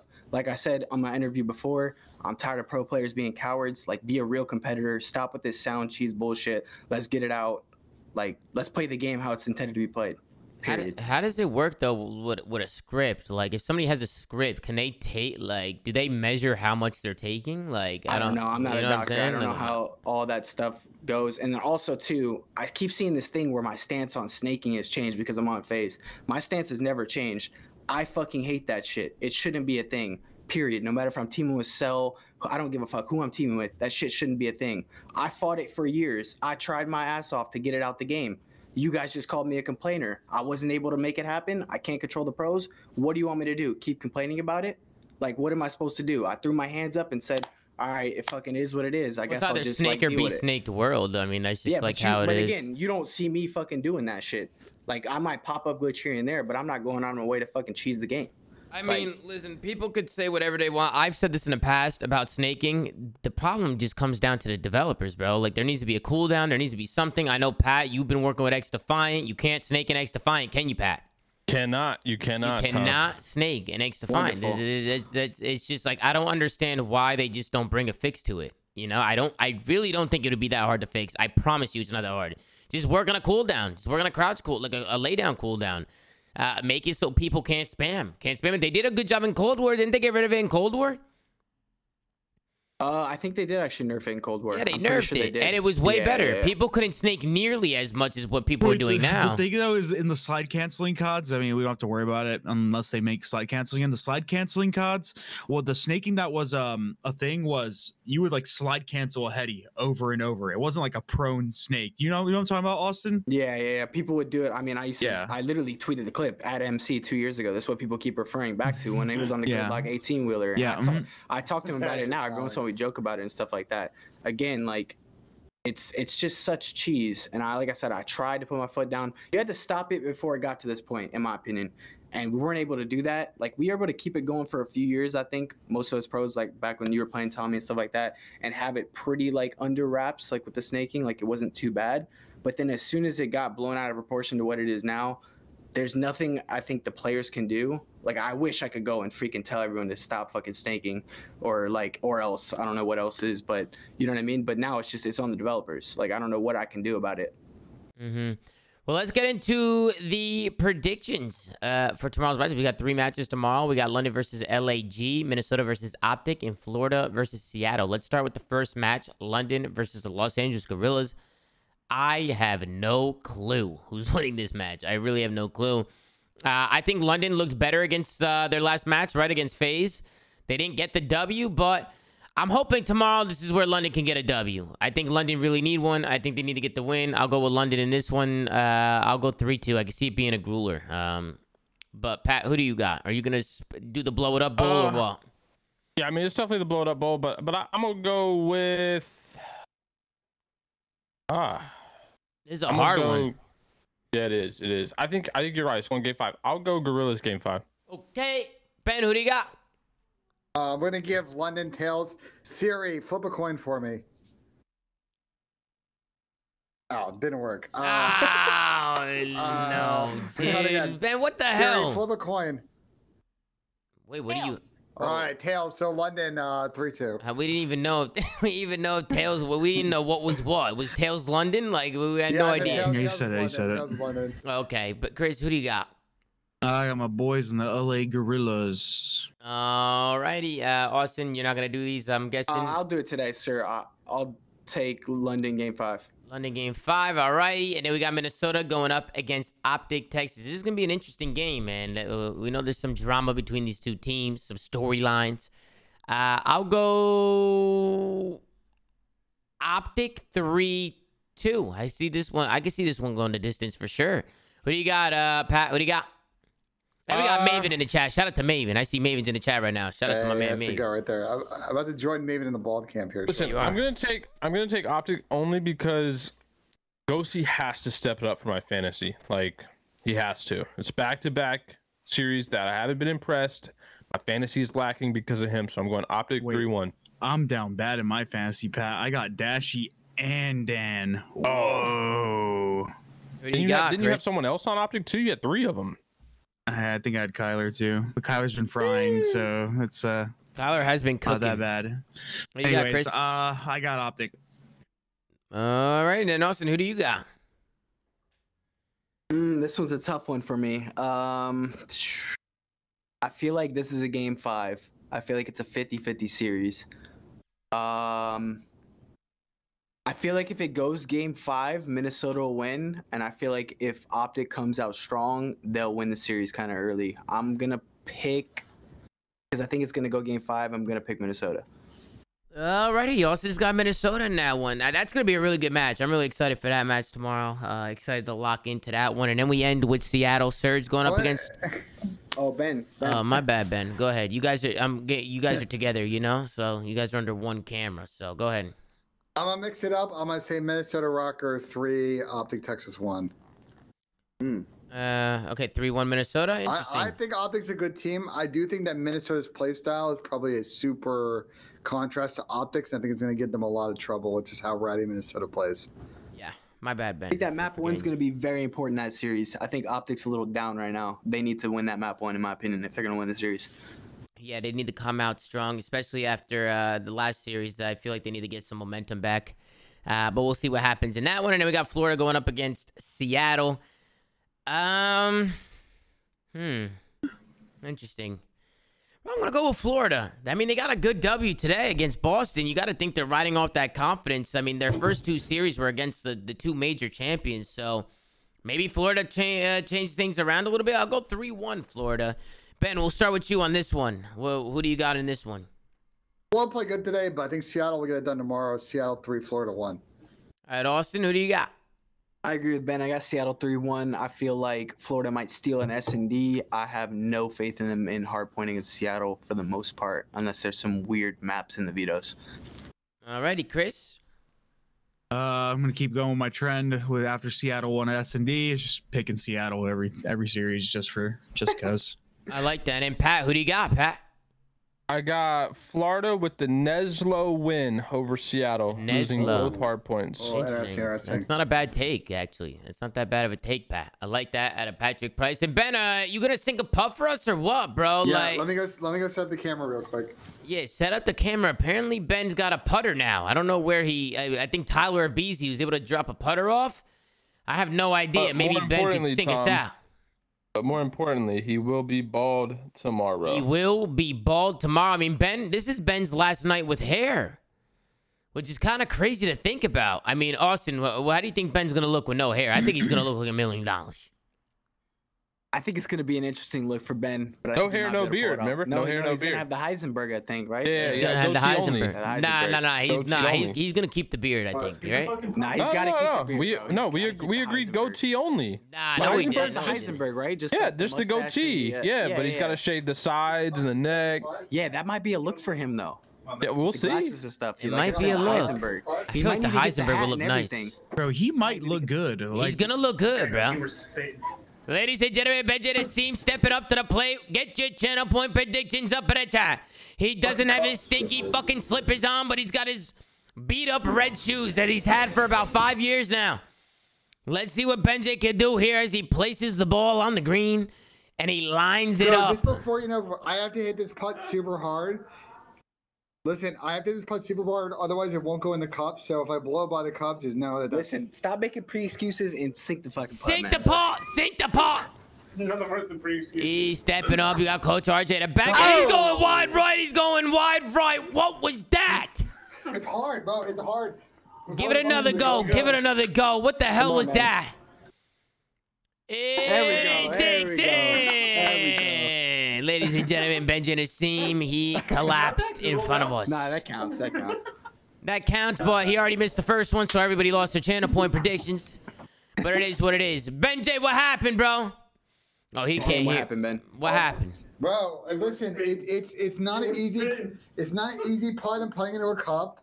You know, I had to hit it hard, and I kind of pushed it a little bit. It is what it is. It is what it is. Well, you know what, ladies and gentlemen, that's going to do it for today's episode of The Flank. Huge shout out to Austin again, for Slasher, for hopping on. You're a real one, Austin, for hopping on and joining us on the show. You guys having me. Yes, sir. And huge shout out to everybody who tuned in today. Make sure to like, comment, subscribe if you're watching on YouTube, anchor.fm/theflank to check out all the audio sites that we're on, and go follow at The Flank on Twitter. Gert's doing a phenomenal job running socials as always, so make sure to go follow The Flank. Take care, brush your hair, and we'll see you guys tomorrow on another episode of The Flank, man. Have a good night, guys. Peace out. Later.